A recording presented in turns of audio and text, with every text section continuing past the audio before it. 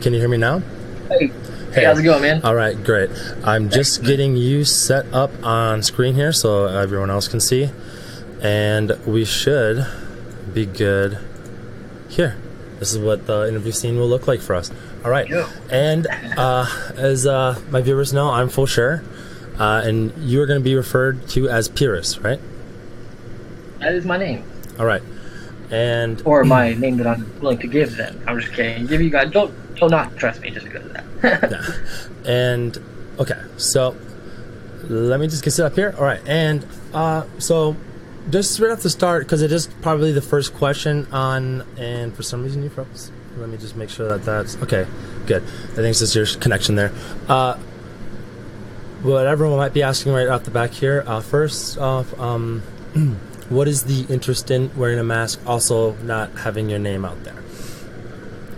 Well, my background is a little bit of a checkered past. I've been through a lot of things in my life, and I know not to just, when I'm dealing with something as powerful and as meaningful as what I do in my life, I don't just give out my name and identity to anyone. I mean, not that I don't trust you. You seem like a really good person. It's just that I'm more careful to just put my name on anything. You know what I mean? And I tend to like to act through what you would call proxies through for various reasons. Okay. Also, because it does have a symbolic meaning as well. Pyrrhus is one of my heroes as well. So, okay. And the Hulk is clearly a superhero. So I try to emulate. In anything I do, I try to do it symbolically. Okay. So I guess in the sense also as well of the topics in which you like to discuss and do discuss online, under forums and such, do you have any like concerns of like possibly like the government like knowing who you are or anything like that, or is it just more simply you don't want people? Yeah, well, it's both. Frankly, when I was 19 years old, I'm 25. Okay, so when I was 19 years old, I was at a party, and I was having a good time. I was drunk as fuck, and basically this guy came up to me, and he's, we were having a good time. We got to know each other and everything. And I was 19. I didn't really know much. It was just now kind of coming into my awakening about these kind of things. And he winds up showing me his phone. And he's like, we're goofing around, we're doing all kinds of stupid drunk things. And I guess he's a little too drunk because he opens up his phone. He's like, well, look at this. This was in 2012, 2013. So phones weren't quite as advanced back then. Yeah. And he pulls out his phone, and this guy is able to hack into my phone with the press of a button. And he's like, look, I can read your text. He's like, I'm an analyst for the NSA. And he's just nonchalantly, totally, completely out of the blue, does this at a party that I was just randomly happened to go to. He hacked it and they saw all my texts, and he's like, look, I can do it to that girl over there. What's your name? But he's like, he went through some people. He's like, that's her, because he knew her, I didn't know her. Some people I didn't know. Yeah, so he was able I saw it when I was 19, and it was with the press of a button. So when that happened to me when I was 19, and it was like, it wasn't like he was trying to scare me. He was trying to show off. It was irresponsible. Yeah. I don't think of the government and people as necessarily a different thing. The government doesn't exist. We made it up. It's all something we all agree upon that it exists. It doesn't actually exist. The line between Mexico and the United States doesn't exist. We all just agree that it does. Does that make sense? Well, like, as a group of there's no literal identify as a country with borders, though. Yeah, like there's the land itself is there is no actual line there. If you destroy all the walls and let nature take over, there's no border. But okay. But at what point is it man-made? So you're just a little more. So you don't think like if you post too much or claim to have been abducted that any government or secret organizations would be interested in like contacting you or possibly silencing you. You don't have any concerns about that, or it's more like a localized. Okay. Things. First of all, absolutely not. I'm not afraid at all. I've seen things that most people haven't seen. I do believe I have some say in what happens. I want to say in what happens in my life. If I don't, I'm not afraid of them. They can kill me right now, and I would laugh. I've brainwashed myself to the point. I have a lot of tattoos. I've been through a lot of pain. I've been lost a lot of blood. I know what it's like to have pain. I'm not afraid of dying. So there's that first thing. Second of all, they tried to recruit me in a number of ways and tried to play games with me in a number of ways to where I know they want me alive. So it's not a thing where I don't really have a reason to be afraid. Does that make sense? Yeah. So if like, say like the FBI And even if I do, like or I said, I'm not CIA, afraid. like if like the CIA like just like snatched you up in the night, you're not concerned of that. From what I've read, No, some not at all. people They have, frankly, some people are concerned. So I was just trying to see what side you're on with that. So it's just simply a concern of you're just on the internet talking about things that attract attention, either positive or negative. You don't want that in your personal life. Okay. right. Okay, and then obviously In my real life, I'm an activist. Okay, and okay, That's what I am. I'm an activist. in what regard? Like that's pretty broad in some sense, but like more activists. Like what kind of I like activists? for it to be broad. You know what I mean? Okay. Well, political, religious, spiritual, social. I do. I mean, I never let a homeless person think that they're alone. If I have $10 onto my name, I'm gonna give them 3 or 4 or 5. You know what I mean? And my friends think that that's ridiculous. And there've been times that I was alone in my life, and there've been times that I was homeless because of things like that. But I feel a camaraderie and a brotherhood between mankind, and I feel like that's something that's really important. Something that we've lost. Yeah, definitely. I mean, helping people out around us. Yeah. So, well, I guess based off some of the reasons I've contacted you, and also what this video is about. You do believe in aliens, correct? Yes. Yes, absolutely. Okay, so I've seen them, quote unquote. do you think are you afraid of aliens, like, or do you think they're? No. For anyone out there who is afraid of aliens, I have good news for you. Mm-hmm. Whether you come from another planet or another universe, or all of this is just some kind of matrix like the movies, you are an alien. Period. There's no difference between you and them. It's just you're just thinking that there is because they told you that there was.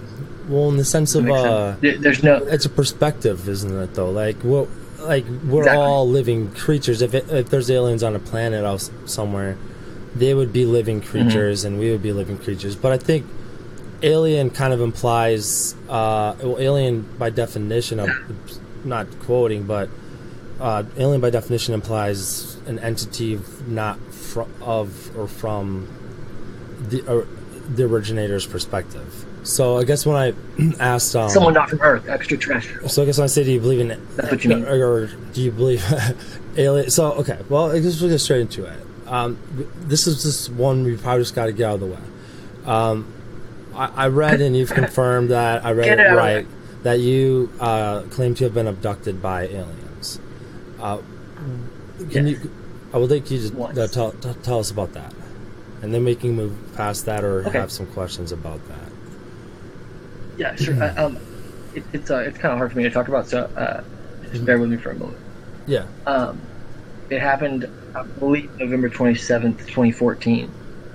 I was like, I can't remember if that was Thanksgiving Day or the day after Thanksgiving, but it was like right around Thanksgiving, actually. Of 2017. So, of last year. 2014.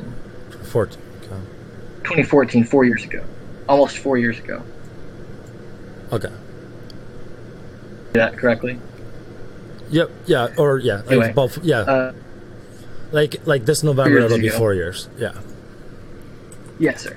So, basically, I used to work at Red Robin. Do you know what Red Robin is? They got the endless fries. Yep. Some franchise. Anyway, so I used to work there. Place. Mm-hmm.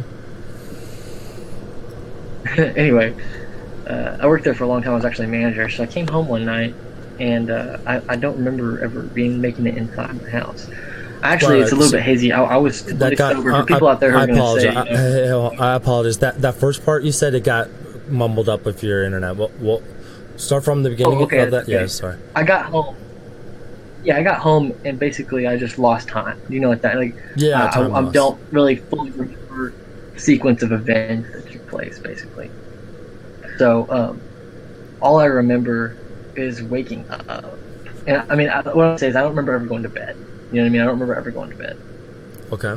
But I remember waking up and I was in their ship. I never got a good look of like outside the ship, what it looks like.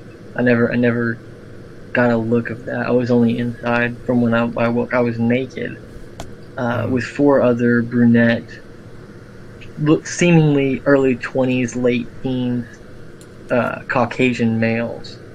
The 5 of us lined up, sort of facing windows out the looking space. There were 6 what you would call grays. Okay. The little gray men with the big black eyes. You know what I mean?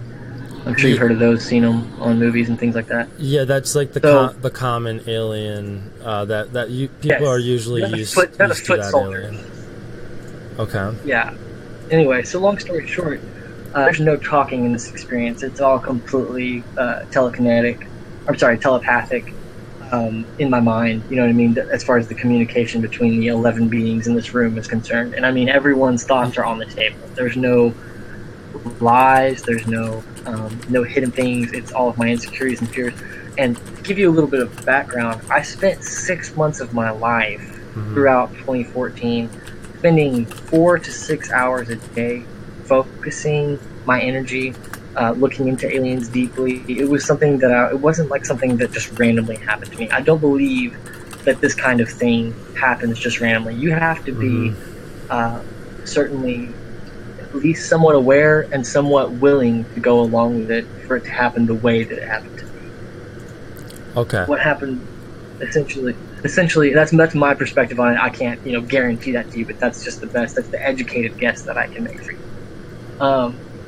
The 11 of us in the room, there was, like I said, there's no talking. Basically, they told us in our minds, and we're all feeling this at the same time, that you guys all kind of asked for this. You all kind of, and I've been into some black magic, and I can go into that later, where the connection between black magic, the occult, the Illuminati, the aliens, all of these things are connected for a reason. Angels, demons, religions, ancient history that we don't know, hidden history, alternate history, alternate timelines. It's all connected in a way that it's very intricate. It's hard to understand. But basically, I kind of asked for it. If that to boil it down, I kind of asked for it. I didn't know what I was getting into, and they told me that. They're like, we know you didn't know what you were getting into, but you asked for this, so don't bitch about it. So they basically put us facing these 5 windows, and I didn't know what was going to happen. I was sitting there like, am I about to get anally probed or something like that? And they didn't do that. They were definitely more respectful towards us, as if we were like special, like at least trying to treat us that way, like, hey, you guys are, we picked y'all, you know what I mean, like whatever thing, or you picked us. It's some kind of thing, some kind of symbiotic relationship there. Yeah. So we step into these windows, and it's these 5, what you would call, I guess, mechas from like video game type thing, except way more advanced, just, you know what I mean, like Gundam or something like that, but like alien looking, like Iron Man or something like that. I'm sorry. So 5 windows are actually sort of almost like hangars. I kind of lost you there. So you're with 11 other what appear to be humans from Earth. There's about 4 other humans, 6 aliens.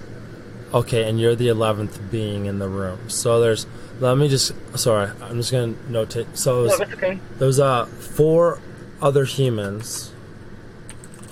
Yes, all white boys. All white boys. And 5 small, what are commonly referred to as small grays, right? 5 small grays, correct? 6 of them. 6 small grays, that's right, sorry. And then... in a room. Okay. Yeah, all of us were naked. Every single being in the room was naked. There was nothing sexual about it, but I was naked. Okay. The dudes were naked. And the next part of the story might explain that. And you were fully conscious, and you're not tied down. Fully conscious. It's fully physical. You're not tied down or anything. Fully aware of. Not tied down, not experimented on. You're just standing, not in any kind of pain. So I didn't mean to cut your story off, though. I just need to... you're painting a picture, and I feel like it... Okay, so you went into your house, and then...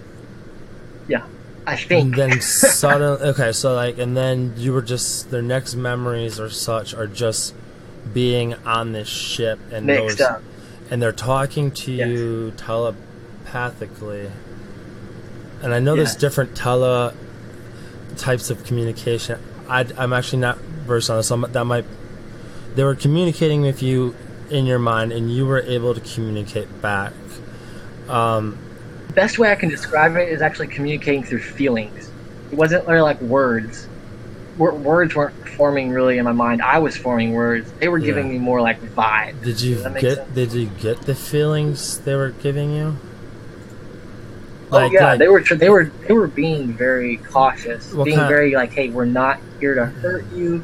We're here to, because this is an agreement, kind of. I was in agreement with them in a way that I didn't really kind of fully realize by opening myself up and doing a little bit of magic. Yeah.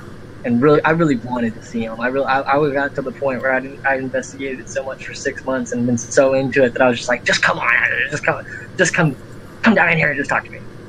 So it got to that point, which I advise everyone to never let it get to that point.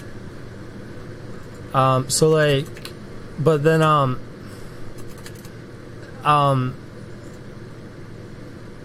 so sorry. So like, sure. But they're communicating through feelings. How do you know what they're saying? Like, if they're saying like, I don't want you to, like, we're not going to be hurt, but you're saying you could tell that they're like, how is that a feeling? I don't get that. Okay. I'm just trying to understand the experience. Okay, colors, for example. Mm-hmm. Which color makes you angry? Red. Blue makes you sad.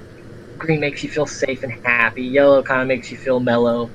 Colors have a different effect on you. Numbers have the same kind of effect on you. Mm-hmm. Kind of like base kind of symbols.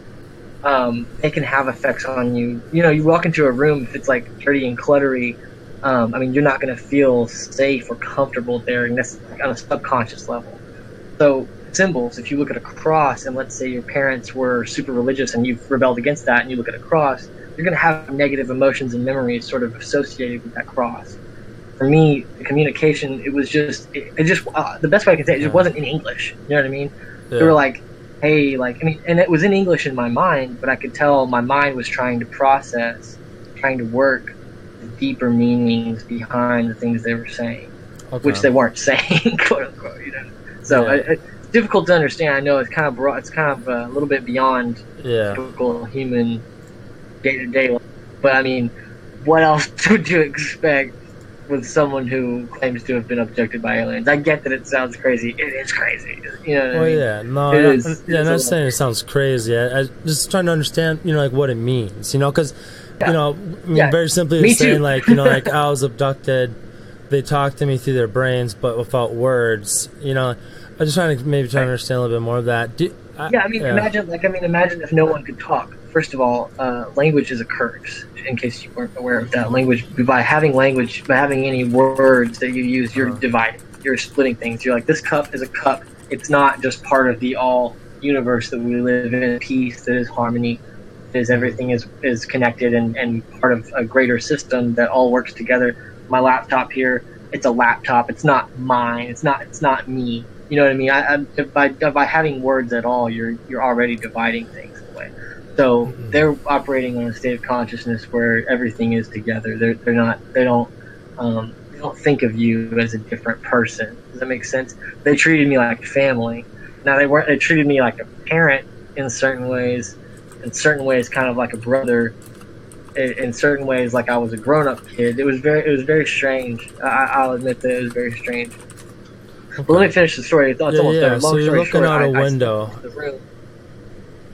Right? Yeah. It's like a hangar door, kind of. Just a light, really, is all I could see. Okay.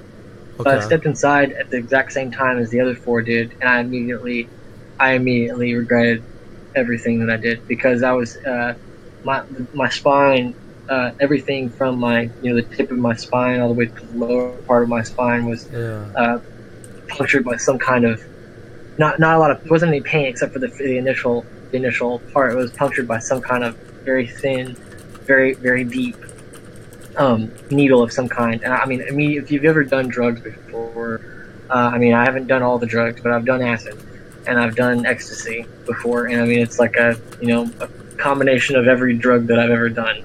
Okay. And it was just to the point. And I'm sober, just so people are aware. I don't do drugs. I'm not someone who does that. I'm a sober person. I don't even drink. You know what I mean? I smoke a cigarette every now and then if I want to, but I don't do that anymore. So anyway, it was a very intense experience as far as for someone who has experienced drugs before. This was another level, if you will. So basically, put me in a state of consciousness that was very, very alert, very, very weird. And essentially, the machine. I stepped into a machine like a mech, like I said. The machine that I was in was formless. Really, it didn't have any sort of. It's like, have you ever heard of programmable matter? It's the next step after AI. The next thing after AI is going to be programmable matter. Keep that word in mind. That's a buzzword. Oh, okay. I'll talk to you after that. Yeah. Okay. Sure. Yeah. Sure. Long story short, they they dropped the 5 of us on a planet. On a planet. Yeah, they dropped the 5 of us on a planet. Okay. I was not really fully in control at this point. I was in a state of consciousness that I can only explain as just raw power. I got to feel what it was like to be Hulk and Iron Man mixed. They dropped us on this planet with millions of primitive human beings. They didn't look exactly like us. They were different, but they were humans, humanoids. Different than the small they dropped grays. us on this planet. Different from the small grays. I'm sorry? They weren't the small grays. You're saying? Oh yeah, no, they weren't. They were. These people on this planet were primitive, and they were human beings. They maybe humans? had a slight different genetic. Yes, absolutely. The planet that they dropped us on was a human planet. I just want to make that very clear. How do you define primitive? Like, as in there weren't like buildings that look medieval, different. Not like our medieval. Like, they were completely peaceful, benevolent, very, very peaceful seeming, based off the limited exposure that I had to them. It didn't seem like there was any warfare. It didn't seem like they were prepared for any kind of warfare, which was really sad when the 5 of us crashed into their planet and demolished the 5 largest cities in an instant, like a meteor, with these machines. And we proceeded over the next 2, 3, 4. Sorry. How you arrived on the planet was by a meteor.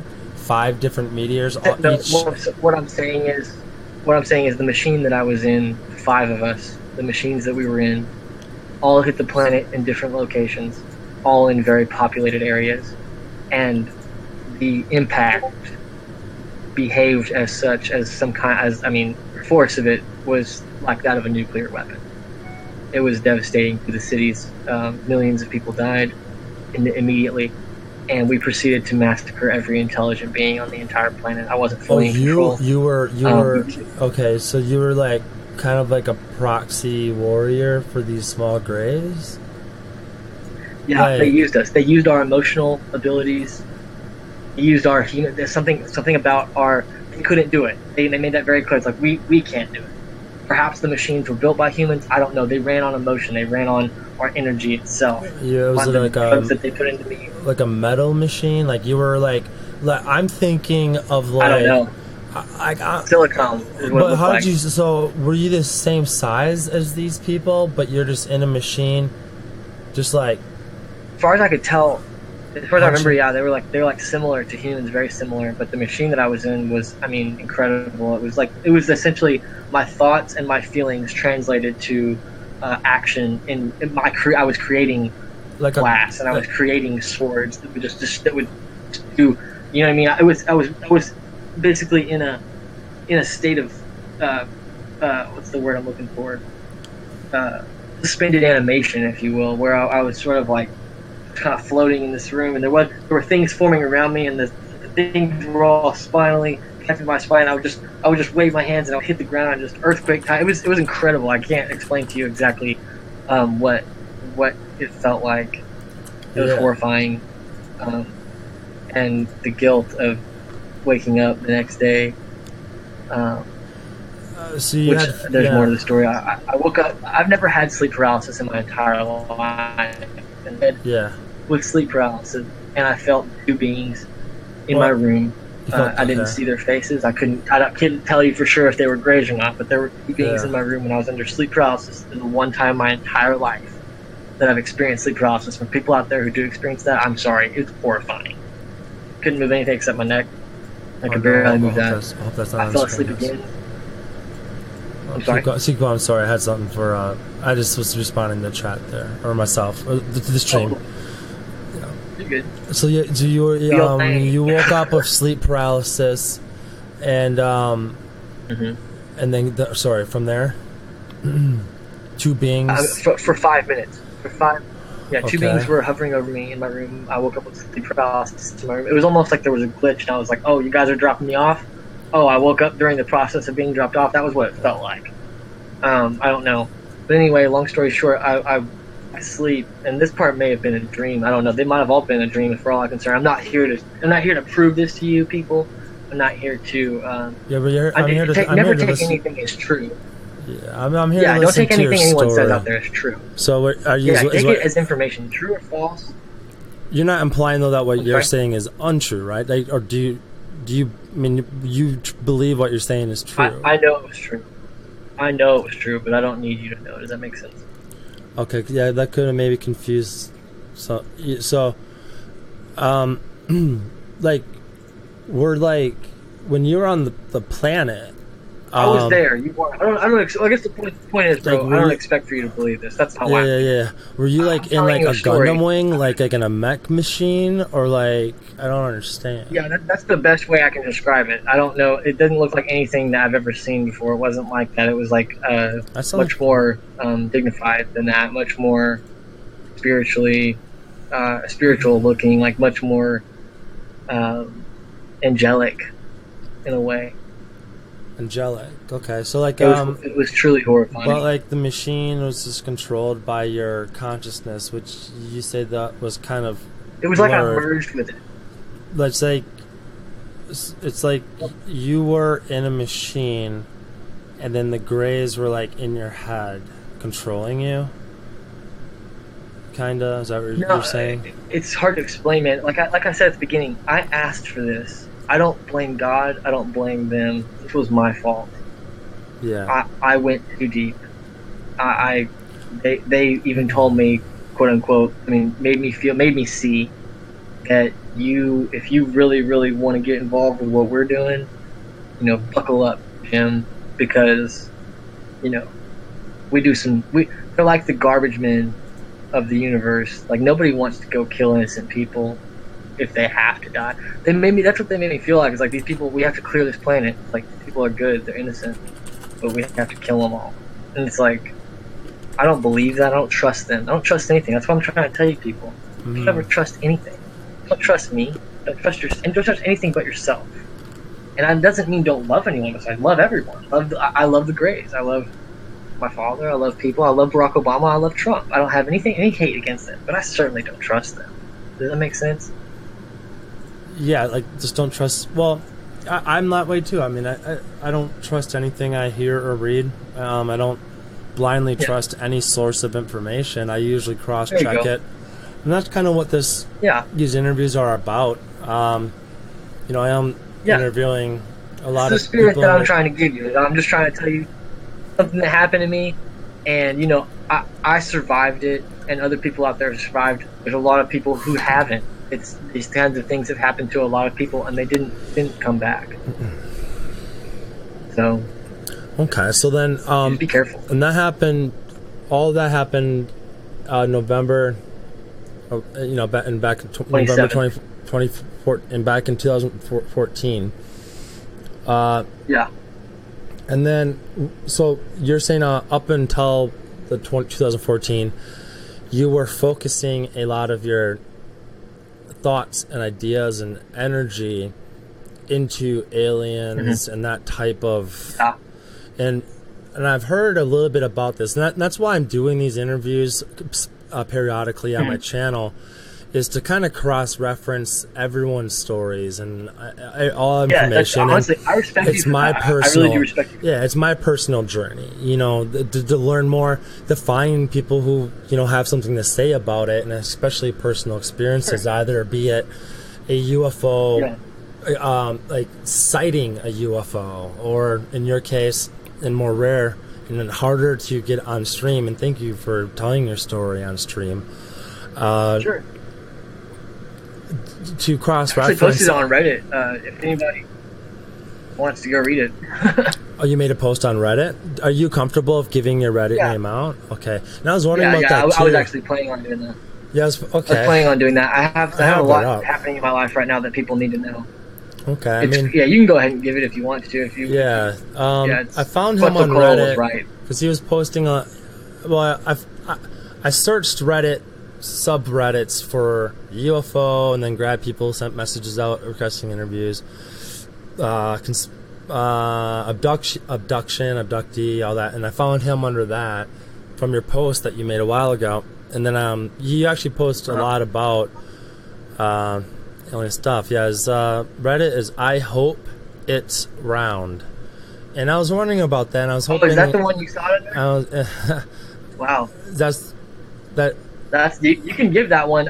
That's totally fine. Yeah, I have two that are my. That's the one I was. That's the one I contacted you on, correct? Or did I actually contact?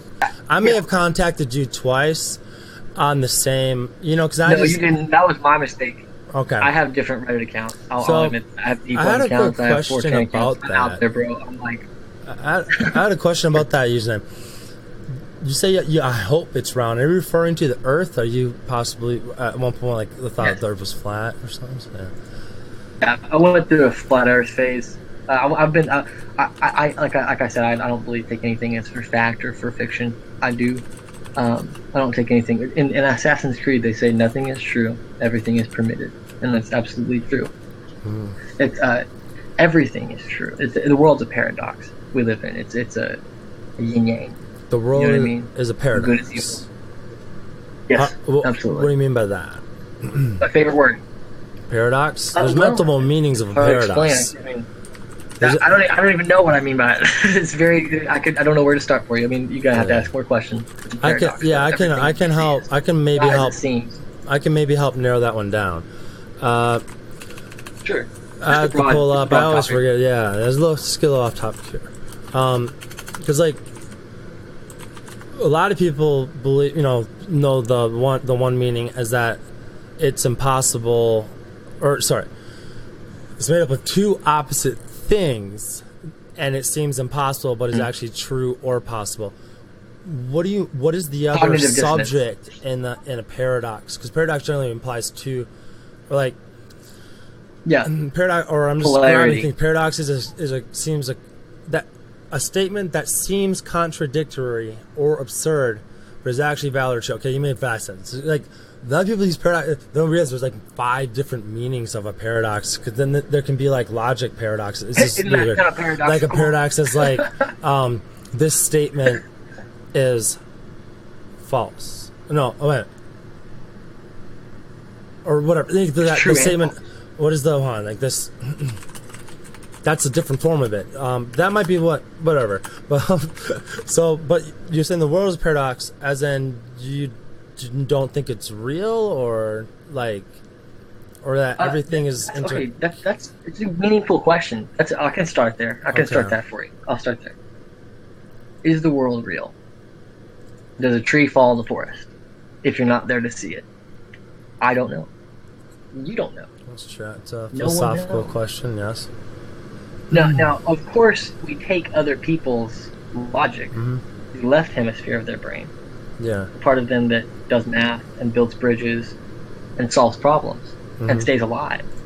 We take that word, we take that for, it's got to be true, because we've seen some of that, and our society is based on the left brain hemisphere.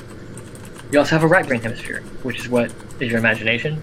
It creates, it's where you dream. It's what you do, your art that you do. It's the love you feel for other human beings. It's the soul. They represent different things: male, female, left, right, dark, light, good, evil, up, down, north, south. They're all polarities. They're all paradoxes.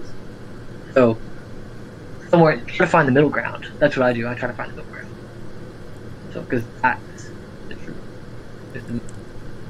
truth. It's finding the balance in between these ideas. Yeah, I've always been confused by that. Makes sense. Yeah, I give it where your point of view is. Yeah. I've always been a little confused about this. If a tree falls down in a forest, is there?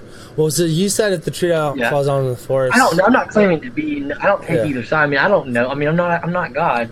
You know what I mean? I don't know. I can't sit here and tell you for sure. I prefer to ask questions, and I ask the questions that need to be asked. Yeah. And I might have some answers, but I'm not going to tell you that I have the answers because that's a prophet. I'm the prophet. With that logic, though, that I mean, not yours. That logic, kind of, what do you call it? Just like in that state of mind, like I would kind of believe, like, because that statement is implying that there's a before observation and an after observation. What's up, Enoram? Don't you can engage in chat, but don't. I'm delete that message. You can say hey in a normal way if you want. That word's just blocked. Do we have a call? Okay. So if a tree falls in the forest, usually same as if there's anyone around to hear it, doesn't make a sound. But that's implying that let me give it to you this way. Is that okay? The double slit experiment is very simple. When you pass a particle through a wall, they just shoot a particle through a wall, and there's different ways of doing it. But essentially, if you shoot it through a wall and you watch it, the outcome changes. Now they recorded it when no one was watching, and the particle will do what it's supposed to and go hit the other side. But if someone's watching, I don't know exact thermodynamics or thermomechanics, whatever it is. I'm not a scientist. I don't know exactly how it works, but if you shoot a particle through a wave and you're watching, something different happens. It turns into a wave. The particle turns into a wave, which is not supposed to happen. If you look at take your water bottle, for example, and you pour it into a cup, and you sit there, and I have my coffee. If I sit here and I say to it, "Fuck you, I hate you, don't ever look at me again. You taste disgusting. I don't ever want to drink you." The molecules themselves begin to degrade. The molecules, by speaking that negativity, that hatred, and that's not even really the words necessarily. The words are just a vehicle. It's my intention to say these dark, destructive, divisive things, toxic things. It's speaking into my coffee, and I don't want to drink this coffee after saying that until I say, "I'm sorry. It's my fault. I love you, coffee. Coffee is my favorite drink. It heals me, wakes me up, brings me up in the morning, and lets me stay up talking to my friends, and it tastes delicious, and I love it, and I love everyone, and thank you God for this coffee." Now I feel like I can drink it. Nice. You know what I'm saying? That actually changes the molecular structure of the coffee in itself, because coffee has water in it, and water's in everything. Water's 70% of your body. So think about, if that does that to a water bottle, think about when you say something mean to someone else, how that affects them, their bodies itself. You say something nice to them. And it's as simple as that. Really, it doesn't have to just be something nice. It's how I project myself, how I act, how by example. Sometimes I don't need to say it specifically to them. I need to emit it. I need to be it. I walk this walk 24/7. I don't ever let up on it because I can't. Because the world needs me. Yeah. Does that make sense? Yeah. Well, it's like the double slit experiment though was more. It's like they would shoot particles through the slots, and they would line up in like straight lines. You can look at it. It's been a while. You should it's look kind of that up. It's been a while since I don't know how to explain it exactly, but basically when you're conscious, when a conscious intelligent being is walking it, it changes into a wave. Even if you have a wall through it, it's going to normally pass through. It's like rotating a slit. It's normally gonna do one thing, and if you're watching it, it does the other thing, which should tell you that basically. The core point here, the point is that your conscious observant of something changes. That's what actually is reality. Yeah, what happened though is like when it's being observed, because like imagine if you had a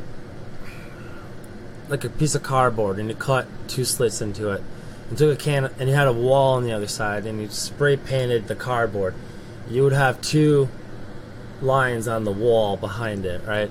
But it was when it was unobserved, the particles started interacting with each other and created more lines than the two. It created a wave line pattern, a predictable pattern. It was like and it wasn't of equal hits. What the recording is like the photons hitting a like a screen, and then the screen is observable. But like that's I've always found that interesting too, because like I mean a lot of physics theories are based off of that, but you know that the photons want to be everywhere when they're not being observed, which is kind of interesting. They act in weird ways. But right. I guess moving on to more of your alien experience. So I do, you know, I have sense you kind of said it a few times that you know you're a very spiritual person. Do you have like a denomination of a religion, or have you just been basically describing your spiritual views? Just kind of like like just everything's connected. I have that no kind religion. of thing. I have nothing to sell. I have no religion. I respect all faiths. Not all ideas are equal. However, I do not believe that. And I'm saying these things to you. You know, they're my opinion. You can choose to believe or not believe. Just because I'm saying them as if they're truth doesn't mean that they are. But trust me, or not all ideas are equal.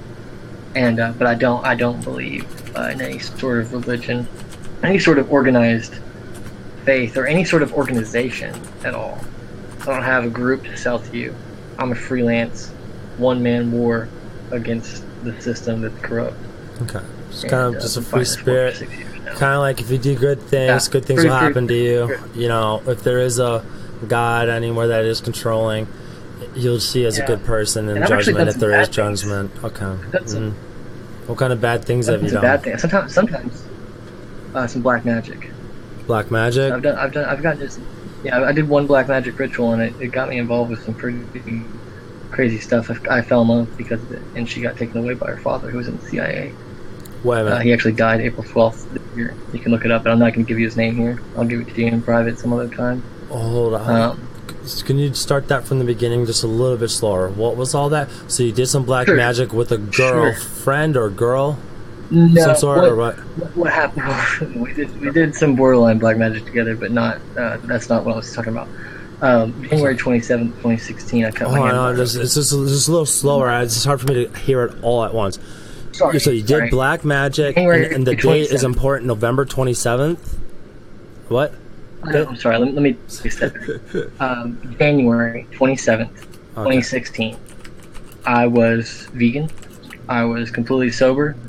I was in a high state of magical power as far as my individual life is concerned, and I wanted a girlfriend really bad. I'd been celibate for 6 months, something like that. I'd been sort of kind of just living a spiritual life, you know. And I was really horny, and I really wanted a girlfriend, and I really wanted a wife. So I wrote on a piece of paper, "I want a wife," period. Okay. And I did some spells, and I cut my hand open. All the way more than you have to, because I was trying to put a lot of energy into this thing. Yeah. Cut it wide open, placed it on the paper, let the blood soak the paper. The paper soaked. The next day, January 28th, the hottest time of the dime, gets a job at my job. Yeah. Happens to move in with her grandparents, happens to move from Maryland that week. Happens to have her grandparents who live down the street from me, happens to get a job that's 10 minutes away, get the same job as me, and just so happens to walk up to me at my job, and neither one of us said a word. I knew who she was, and she knew exactly who I was. There was no doubt it. This chick was 18, I was 22, and she was young and ready to go.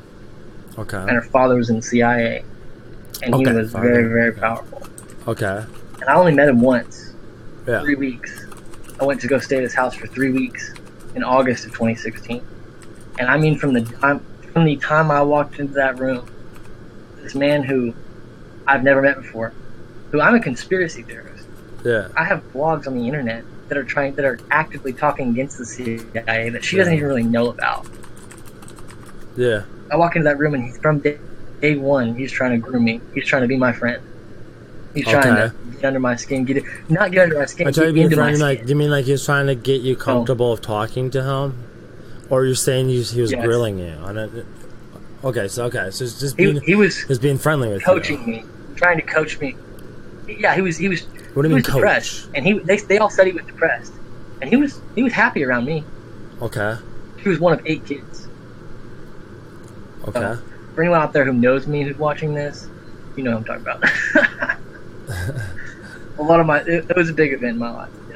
We were together for a year. She broke up with me January 28th, 2017. January. Exactly 1 year. January 28th, yeah. So 1 year after I meet her, exactly to the day 1 year, she leaves. It was a blood contract that I didn't even really mean to make. She made a blood contract. So I'm warning you. Yeah, it was a blood contract for a year. Blood contract. Yeah. Her dad wound up being a wizard. A wizard. And I'm telling you, these people are all over the government. They're I've learned. I found this out recently through someone who brought me evidence. It's weird. It's not fun to be me. It's an honor and a duty and a struggle. So you didn't find out that he was a wizard until later, your friends? Until May 27th of this year. Okay. And I just found this out recently. How did they... I have to hold on, I have to write down a question. I have to quickly ask for chat. Chat has a question. That mask is fire. Where did you get it? Thank you. It's actually my 2.5-year-old brother's. Okay, so I'm in a family reunion right now, so I stole it. All of my masks from my house, so I stole this one. So probably some just probably from a Walmart or a Target or something like that. It's like a kid's toy store. Yeah, literally, probably Walmart. sorry, Ed Norman. I don't. Okay, that kind of lightens it up a bit. You're talking about some pretty.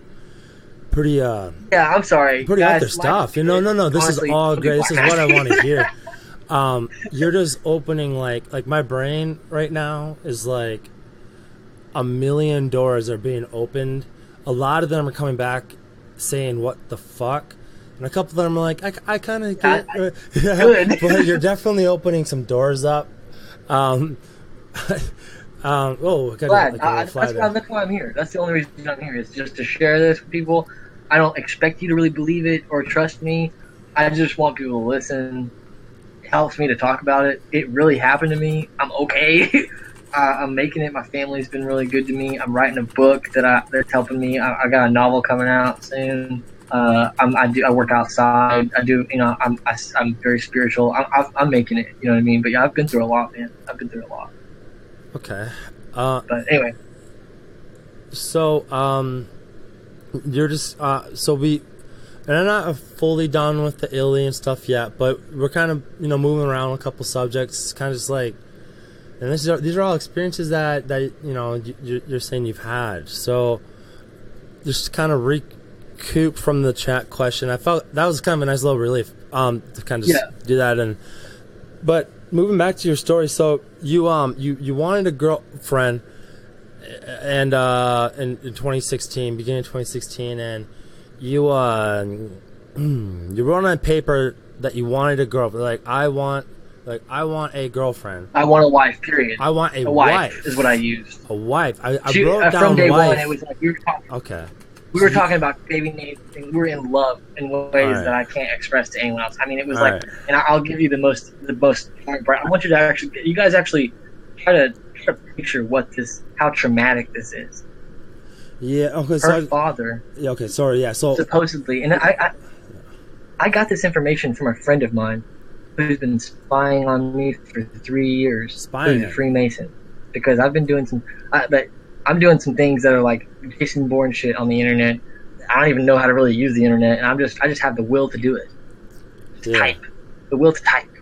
So basically, a friend of mine who's been spying on me for 3 years brought me picture evidence that this guy's in a cult, this guy in the CIA who's running your drones, is responsible for the death of hundreds of thousands of people, that he brainwashed his own daughter because I was a target of value to them, someone they wanted.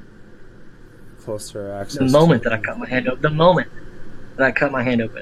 I felt it. I opened myself up to all kinds of darkness. I've probably still got things waiting for me. and I beg God every day, have I done enough to redeem myself yet? Okay, I so don't care. I'm on God's side. well, so what Anyway, was the warrant? long story short, yeah. he brainwashed his own daughter to come meet me, and he brainwashed his own daughter after 1 year exactly to leave me. We were in love.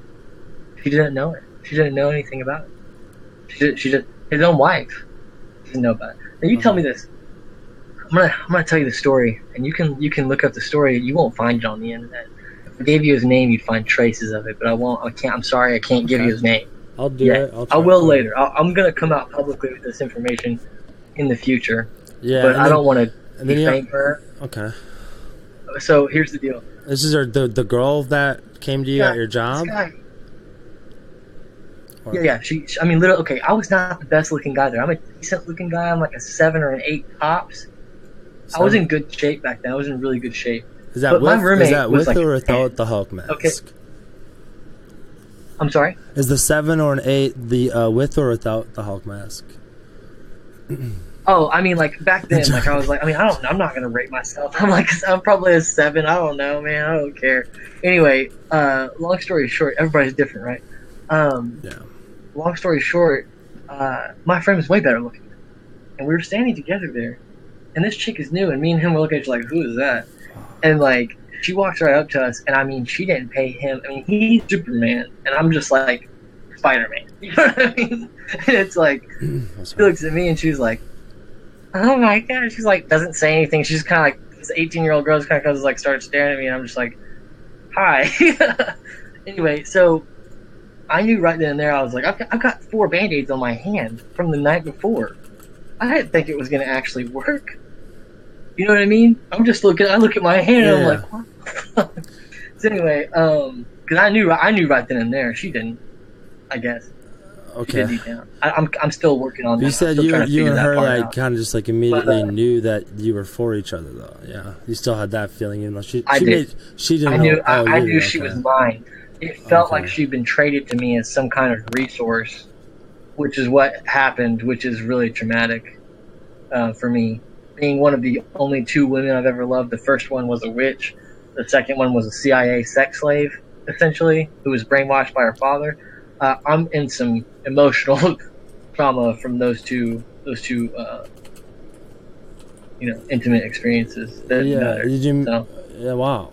You said internet experiences though, or what'd you say? Intimate. The 2 women that I've loved. One of them, the first one was. I was like, witch. I have a girlfriend on the internet. And I was like, the second one. Okay. No, dude. I'm just gonna say that. But anyway. Oh yeah, one of my viewers says it sounds like you search up a lot of. Well, he says dumb shit, but you search up a lot of like hot, like conspiracy type stuff, and you're on a watch list. Or he says you're just nuts. But what do you mean by that though? I get what you're saying. Bible. That's why I was asking, like, the CIA stuff you're saying for the girlfriend. But hold on, you said your first girlfriend was a witch? Sorry? You said your first girlfriend was a witch. Yeah. Is she she's the one? Wiccan, you know what that is? She's a Wiccan? Okay, yeah, I'm actually going to interview a Wiccan. I don't know what the higher up is called, but he runs the group. Really? Yeah, he's a good friend of mine actually, and I didn't even know about it for a good amount. It's not like it's a bad, totally normal dude. But you said I'm not saying that she's a phenomenal person. She has her own business. She's great. Yeah.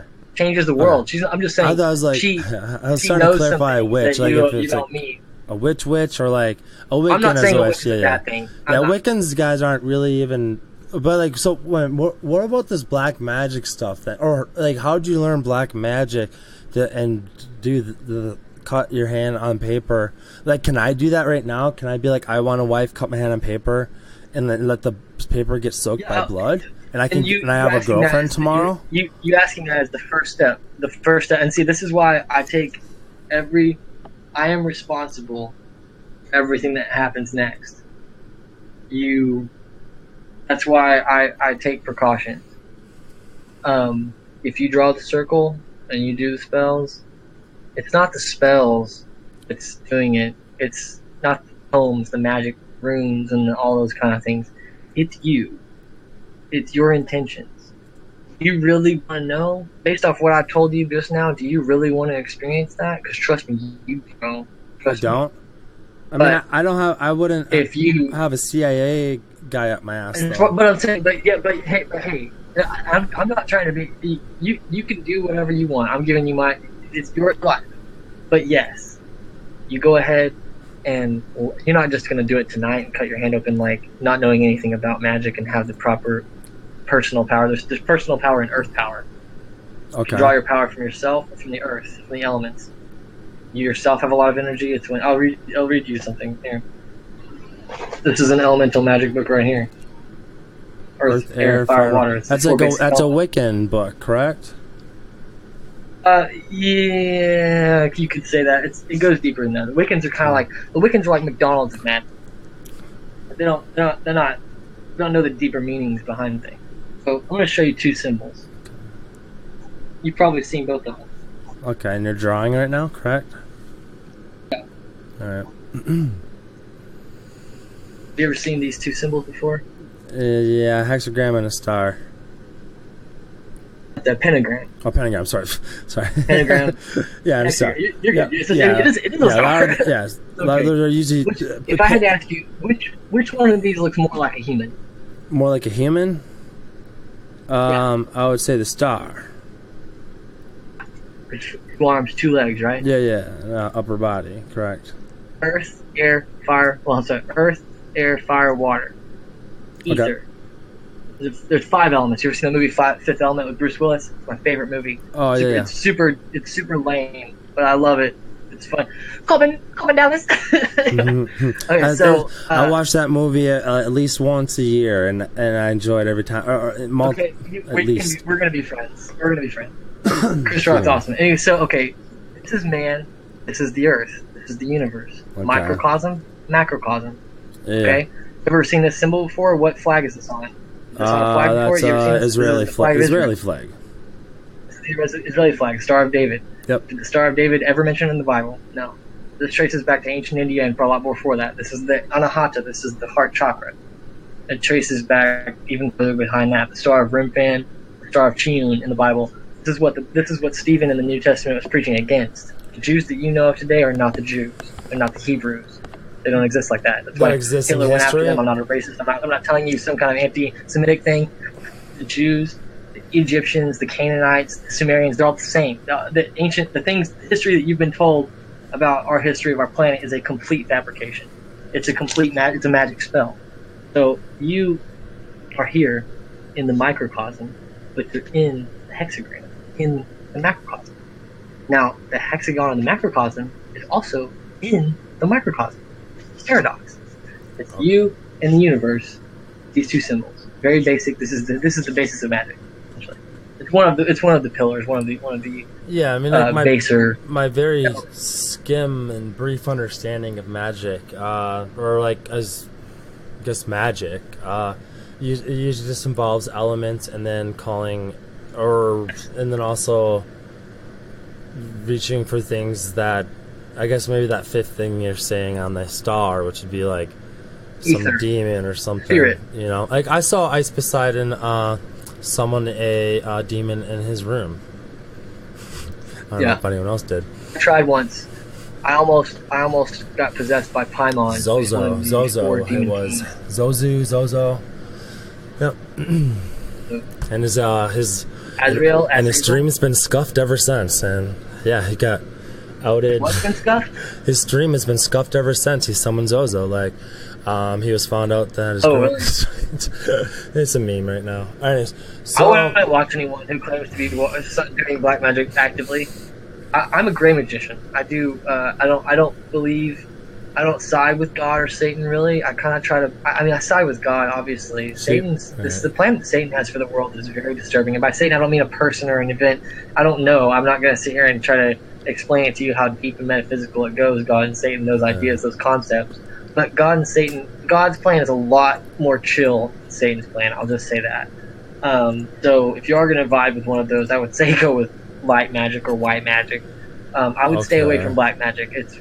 With black magic, you're gonna get more. You're gonna get a hot 10 out of 10 girl the next day, but you're gonna suffer for the rest of your life. And I don't mean that lightly. Yeah. Like, I did one black magic ritual in my entire life 2.5 years ago, and I'm still paying for it, and I don't plan on not paying for it anytime soon. Does that make sense? And I mean, like, emotional. Like, I have dreams about her. It's stuff. This is about the girl you. It's stuff. It's a lot of stuff. This is I loved her more than anything, more than my own family. And you're talking about the girl No, that it you was wrote hard. on It was paper, really hard. I want a wife, cut your hand and bled onto paper, and you saw her the next day. Why? But at the beginning of when you said that, you said, I want to warn you about this stuff. Is there an end to that story? Because you said you dated her for about a year in this blood contract. And exactly a year. Did she break up with you? I need to know exactly what happened there. Yes. But then also, what's your warning? Very, very weird circumstances. She changed one day. She just left. I mean, like, this girl, I can Were play you you a living voice. with her? I don't want to Did defame she her. live like in your city? She was living with me. And I had an apartment. And the CIA lived- dad bro, was like let me in try- this. All right, listen. This girl, this girl lived in Latin America. She's white, blonde, sexy as fuck. She moved to America at 14 years old. Okay? She lived in Mexico, Peru, Panama, Colombia for 14 years. She lived in Maryland by Washington, D.C. because he's in the CIA. And he was very high up in there. Okay. Top tier. So she moved from Maryland to where I live in Texas, down the street from me, and got a job exactly where I got a job the day after I did this. I'm a conspiracy theorist. Her dad's in the CIA. Yeah. The first conversation that we had, Right. the first conversation I had with her was whether or not 9/11 was an inside job. Okay. You shitting me? Yeah. Use your logic. So you're saying you're warning, Use- like you're saying your blood contract had a I'm good warning side you and a that- bad side. The bad side was just that her dad was it her dad that her dad was in the CIA. That's the only Her bad dad. side of that contract. Yeah. Okay, I thought like you're saying like someone like died or something. I don't know. I'm gonna be honest. I don't Sorry, know. guys. I don't know if she. I don't. The people who came to me in person and have been trying to recruit me this summer, and have been trying to be like, yo, we've got information for you that you're interested in. Like this girl, like you don't know, like you're part of something that you don't really realize, either because of that ritual or because of something that happened when you were a kid. We're not gonna tell you for sure, but like we need you alive and we need you to join it. And I was like, yo, fuck you, bro. Like, you know what I mean? Basically, like the Freemasons and organizations associated with them, because they're not all the same. It's kind of complicated. I'm not going to go into that. And you said your But, Freemason friend later, 4 years later or so, like 3 or 4 years later, said that her CIA dad.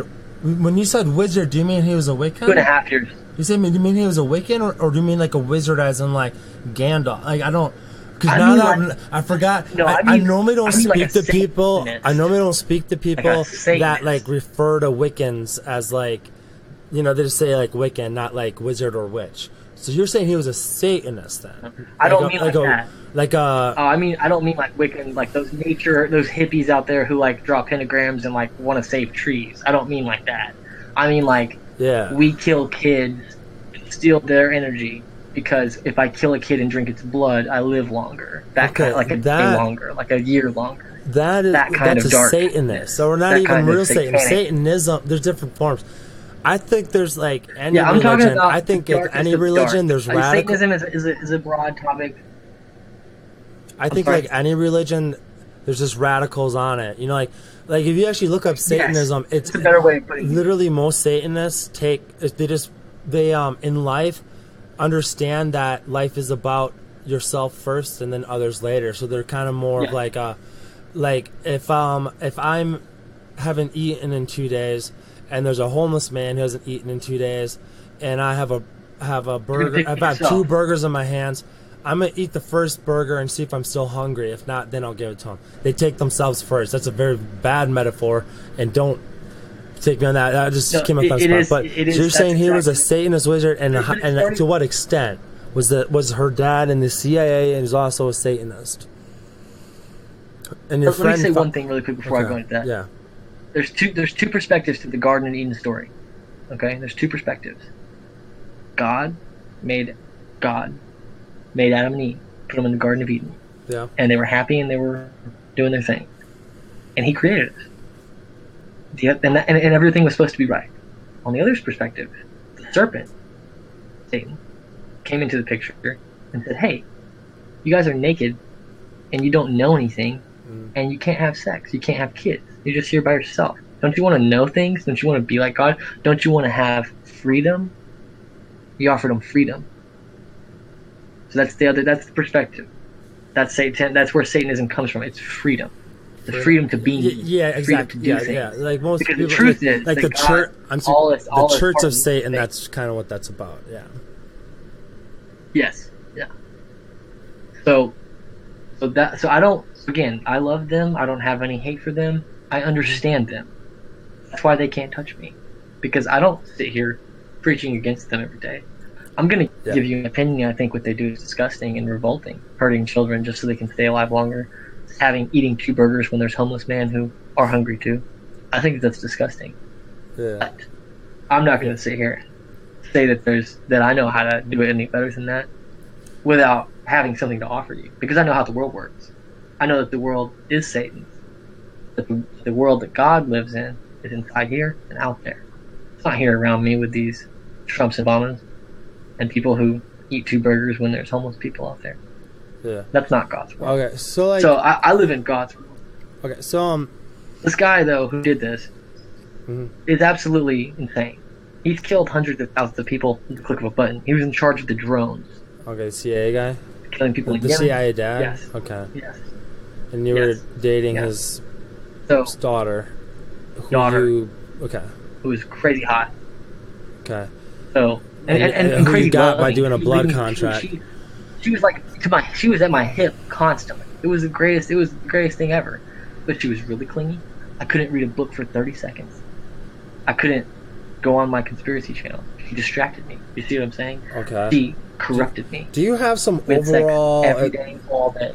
Yeah. Do you have some like overall agenda with your messages, or like with like? Because you said you're an activist. Like, do you have an agenda of your own, or do you usually? Or also this: are there any conspiracy theories that you don't believe in? Like, is there any conspiracy theory that you're like that's bullshit? Okay. Like major ones. Well, it's all perspective. I mean, there's a lot of things like the Alex Jones things and all that kind of stuff. It just it's fear. They want you to be. You realize, okay, if the government didn't want you to know about conspiracies, you wouldn't fucking know. Well, no. The things that they don't want you to know about, you don't know about. So anything that the government, that you even me, to a certain degree, I've been really honestly, that might just be my perception completely. I don't know really. Anything that they want you to know is out there. Anything they don't want you to know, you're not going to know it. So they've created everything here. I'm just the one who's telling you. I'm just the one who's like, yo, this is a illusion. This is an illusion. Yeah. We need to take a step back. We need to take a step back together. I don't have any certain, and I don't have anything to sell you. I'm writing a book that I'll sell you later, but that's for entertainment purposes. It has symbolic meaning. But that's not my, doesn't have my specific message or anything. I'm not that kind of person. Okay. Yeah, I'm a regular guy. Okay. I just certain times, the 300 Spartans set on the hot gates, and Leonidas says to King Xerxes, "Have you ever seen 300?" Yeah. Great movie. Okay. Like Xerxes comes up to him and he says, "I will make you the most powerful in Greece. I'll make you the warlord of all Greece." Yeah. It's Satan telling him, "I'll make you the king of everything. I don't want to have to fight and do this and mess around and take the time to kill these great warriors, these heroes." You know what he says to him? He said, Leonidas says, "No, I can't. I can't do it because my knee hurts and because I don't like kneeling. I like being free and I like doing the right thing." And Xerxes says, "I'll erase every memory of you.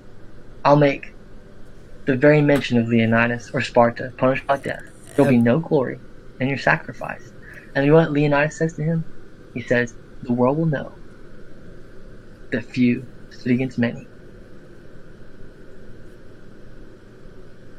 I forgot exactly what he says after that, but basically just that a god king can bleed. That whether or not anyone is watching, character of a man is judged by what he does when no one else is watching. And there's a lot of people watching me, but even when they're not watching, I do the right thing, or at least try to, and I care to. That's the most important thing, is to trying to care. Is there a conspiracy that you don't believe? Or is there, like, what conspiracies out there are bad? Yeah, well, like, well aren't I mean, real, do you think? I don't really know.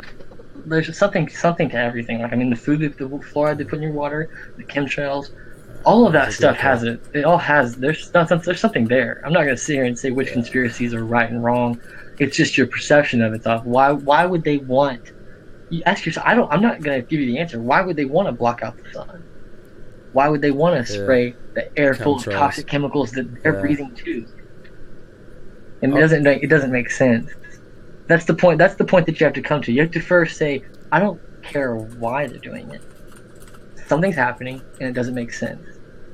And I'm not.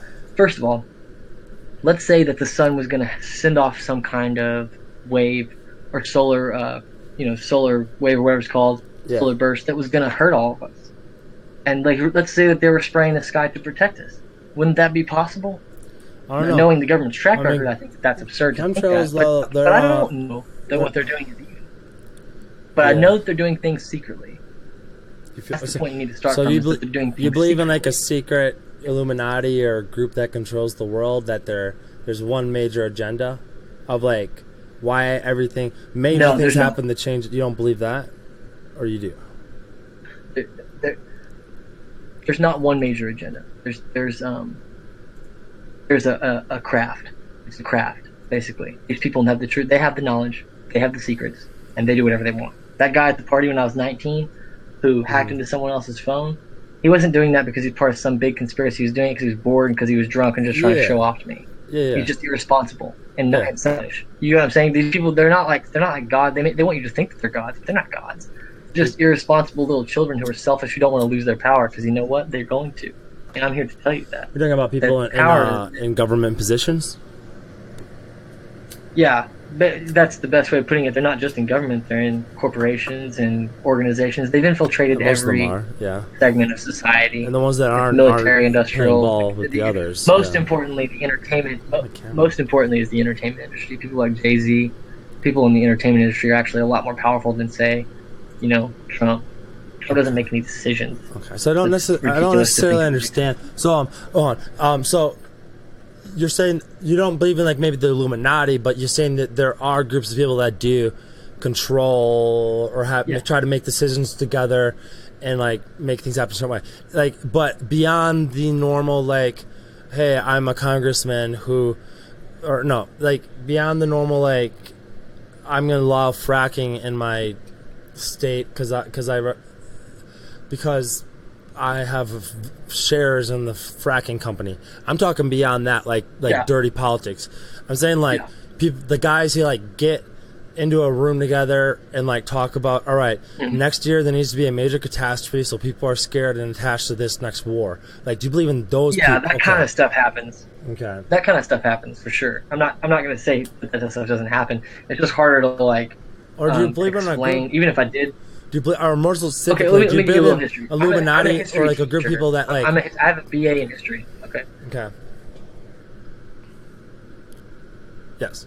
Yeah, the Illuminati did exist for 8 years. It existed for 8 years, from 1776 to 1784, in Bavaria, Germany.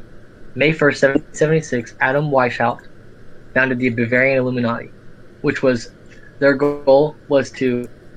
stated goal was to end all religions, end all national governments, and all family. No more families, no more religions, and no more governments. Okay. No more national governments. The new idea was a world communistic state. That's where communism originates. Was the original Illuminati were the first communists, which is, I know it's going to blow. When I found this out, it blew my mind.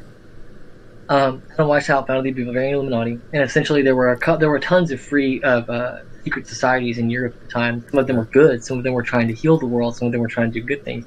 The Illuminati were a group of 2,000 German and Italian and British and French nobles who infiltrated those groups. They're like, let's say the Freemasons, for example, started off as and is to this day in a lot of ways a group of people who thinks that they're trying to lead mankind down a path that's going to enlighten all mankind, a warm light for all mankind to share. But if the Illuminati infiltrated them with certain dark ideas, corrupted some of them, promised them a lot of money, promised them power, and let's say what time frame is this? What time frame? frame? In a room with 6 lights. Same. They last for 8 years. Oh, this is the Oh, sorry. That around the time that America was being founded. The American Revolution. Okay. Yep. I'm sorry. So I was just wondering what time. Okay, so you're saying it's like some of like kind of Freemason era, kind of like that kind of stuff, like the meeting in like a like back of like a a pub and like talking. Okay, whatever. Okay, I get it now. I just wanted to make sure that time era. All right, gotcha. Yeah. I'm sorry, just trying to clarify. Yeah, like Benjamin Franklin, George Washington, Thomas Jefferson. Some of those people were good people. They were involved in secret societies though, and the secret societies that they were involved in were infiltrated by the Illuminati in the late 18th and early 19th century. Napoleon, for example, and Hitler were people who kind of like played the Illuminati off. They were established by the Illuminati and then tried to take power themselves. Napoleon and Hitler are the two best examples of people who were created by the Illuminati, Freemason control organism of the world, and then tried to like themselves destroy it and take control and become God, that one man. Yeah, no, I get that. Those are the two occasions. I have to ask so you're saying Illuminati only lasted for 8 years at the beginning, around the beginning of America's creation, Revolutionary War to like 1776 era, right? But they're also controlling Napoleon and Hitler 200 years later. They were destroyed. On the surface, they were destroyed. But really, what happened? So I'm asking is, do you believe the Illuminati exists right now, or maybe not that name, but a world controlling one world controlling power? Okay, so I just want to see like what conspiracies, because like you span over a lot, and I want to know specifically. So do you just a common one, kind of a meme one, but not like a memeing one, not me, but a meme kind of, but still very true. Do you believe that President Obama wasn't born in the United States? Were you on that boat when that was happening? Do you think that was like Obama is a bad? Did you ever see the movie The Manchurian Candidate with Denzel Washington? I can't remember. Basically, Obama's a Manchurian Candidate. Both of his parents were in the CIA. He lived in like 15 different countries. I don't care. It doesn't, frankly, to me, honestly, I don't know exactly where he was born. I know enough about his parents to know that he probably was born on another planet for all we know. Obama was a CIA, born into the CIA. Okay, he was CIA from the very beginning. His father was. What did he do as a president? Mother in Hawaii. Okay. What did he do as a president that followed that agenda, in your opinion? Martial law, the police state. He made a martial law. Consolidation of. I didn't have. I was under martial law from 2008. Here's the deal. 2004 to 2012. Do you remember back what I said about the United States, the line between the United States and Mexico not existing? Yeah. Like in a spiritual, like the world is one piece of land. Where people, Well, what I'm trying to get at here is that you and I and everyone else, we agree that Mexico exists. Is that correct? As a form of people whom have made a country that have fought for land and created a border based off of war, yes. Or understanding. You read that in history, but you weren't there, were you? You weren't there. Yeah. Okay, I see where you're kind of going with that to some degree. But I can go down to the Mexican border. That story, we agree and I can go down to a border and see that. They have to have. Let's say that everyone in the United States and Mexico wanted to be part of the same country. They would have to manufacture consent for that, wouldn't they? They would have to get all of us to at least agree at gunpoint, possibly agree based on some legislation or some social change. Is that correct? There has to be some kind of change for us to now be the same country. Is that correct? I'm not necessarily following. Okay. If they want to do something, 9/11, we would not have been able to invade Afghanistan had 9/11 not happened. Right? It's not like we just Congress and American support. And like everybody in the United States is like, oh, we're going to go invade another country. Cool, let's do it. Bomb them, bomb them, bomb them. That doesn't happen. Something has to cause effect. They have to manufacture your consent. With 9/11, they manufactured your and my. I was 8 years old, and I sat in front of a TV for 3 days when 9/11 happened, and I said, "Kill them all." I was an 8-year-old boy, and it took me until I was 17 to realize that we fought wars in countries all over the planet for nothing. Well, yeah, I mean, 15 of the 19 hijackers were from Saudi Arabia. They have to manufacture your consent. The point I'm making about Obama is they were never able to manufacture enough consent for him to get to martial law police state, but they were trying to. Really, really. That's the point of what I'm saying. Like, they really were trying to do that. Really, really hard. Trump's the next. We're going to try with Trump now. Let's try the other side. The Trump card. Joker. Okay. I don't know any widespread conspiracies about Trump. I mean, there's a lot of like, what the fuckery, but there was I'm just wondering if you attach to most and or all conspiracies. If there are any that you, in your opinion, specifically exclude, like maybe did we land on the moon? Like, have we been to the moon as a human race? Like, did we land on the moon, or was it fake? This is going to open up a whole can of worms. Go for it. I don't mean to. I hope you're okay with me being weird. Yeah. I'm not sure that the moon exists. Okay. I'm not so sure. I'm not so sure that. And okay, let me put it this way, simply. Either we never went to the moon. Yeah. Or we sure as hell went to the moon again, and to Mars, and to Jupiter's moons, and to planets beyond the solar system. Why in God's name would we stop? Space offers if the story that they're telling me about space, and I'm writing, keep in mind, this is hard for me to even accept, I'm writing a sci-fi novel right now. I love Star Wars. I love space. Yeah. This is a stormtrooper hack. It's not easy for me to sit here and be like, oh man, space might be a lie. That's something I take it lightly. You know what I mean? But like I said, I don't believe things are true just because NASA tells me. NASA, which was founded by Werner von Braun, who is a Nazi scientist, and Jack Parsons, who was a black magician, and Aleister Crowley and L. Ron Hubbard, who were the founder of cults, and they have wizards and Apollo. Apollo's a Greek god. I don't. That's all magic. I don't believe what they say just because school told me to. That's what regular people do. That's what idiots do. That's what people who want. They play on our good feelings. We want to believe. We want to be told. We want to trust. We want to fit in. We want to have society. Humans are like that, and they play on your good feelings. With 9/11, it's like, man, our people are dying. We need to make them pay for this. Like, you know what I mean? They play. Everything they do is playing off your emotions. Black people with Obama, it's like, we're gonna have a black president. When I was 15 and they were voting for Obama, me and all my black friends were outside saying, yeah, we're gonna have a black president. I was happy for them. I was ready to go. And it's like, as soon as he gets elected, I'm like, oh man, what's going on? Something's up. That was one of the first things that woke me up. Was like, man, he's changed. Something's different. Something's not right. With Trump, it's the same thing with white people. White people feel disenfranchised now because everybody's saying white people are all bad, and it's like, well, no, we're not. And then now they have Trump up there. Everything they do is just to play on your emotions, to manufacture consent for the next evil thing they're going to do, because they have to have your consent, because if they don't, they can't fucking do it. Yeah. Well, like, for like the Vietnam War was, based off the I'm kind of forgot, a little late tonight, but what was it? The you can leave whatever you need to. Sorry. No, it's just some of my the Vietnam War, the Gulf of Tonkin. Is that what it is? The Gulf of Tonkin. Like, exactly. They faked the ship being sunk by Vietnamese, and that's what created the energy for Congress to agree to a war. I mean, a president as commander-in-chief can start a war, but it can't last long. This is our laws. But then also, too... Yes. I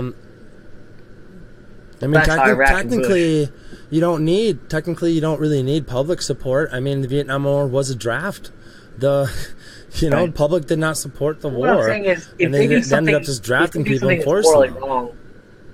If they do something that's morally wrong, people who have morals are going to be outraged and they're going to riot in the streets. Yeah, but you So, still have a and if military. they You run still in have the to streets and they stop stop them. going I to mean, work, then the system breaks down. there were a bunch. There's a physical aspect of this, and but there were a bunch of riots sorry? and a bunch of protests during the Vietnam War, right. and where there was a lot of military resistance against them and kind of shut them down. I mean, there were even to the point where, like radical shit happened in the country. Yeah. So that's really kind of on my side. It's like, I mean, it makes sense. Like, it makes sense on paper, being like, you need to do something crazy but I guess I don't know. Like, it's kind of weird. I see both sides of it, but I kind of want to like just jump on this topic. So, but you don't necessarily believe the moon is real. That's what you said, correct? Well, I'm just here. I'm a very different person. I don't trust anyone. I trust myself. When I go to the moon myself, I'll believe that it's what they say it is. Is it made of cheese? Yeah. Somebody told me it was made of cheese when I was a kid. I was really excited about that. And then I found out, oh, you're an idiot for thinking that. I think that was Rumpet and Gromit or whatever. I hope to God that they're telling the truth. Because, dude, if they're not telling the truth, you don't want to fucking know the other stories that I've heard from people who are in the CIA. Also, from people who are... Like, I mean, I'll be honest with you. I know what's actually going on, and I'm not going to tell it to you here. You don't want to know. It's a lot. I mean, I'll tell you if you want me to. I'm just saying, like, I don't want to be seen as someone who's like trying to preach to y'all. I'm trying to kind of open people's minds up to kind of be like, like, there's more out there for you. Like, you have a lot of power yourself. Like, I can go outside on election day when I don't support Trump or Clinton. I didn't support either one of them. My girlfriend, that girl, the CIA girl, was out of town with her family when the election happened. I took the opportunity. I popped a couple of Pyrrhus that my friend gave me, and I put a Guy Fawkes mask on, and I don't know, something happened to me that I was pissed off. And I got a black hoodie on, a black hat, black hoodie, black hat, black sweatpants, and I took a white board and I pasted a sign on my chest that said slave.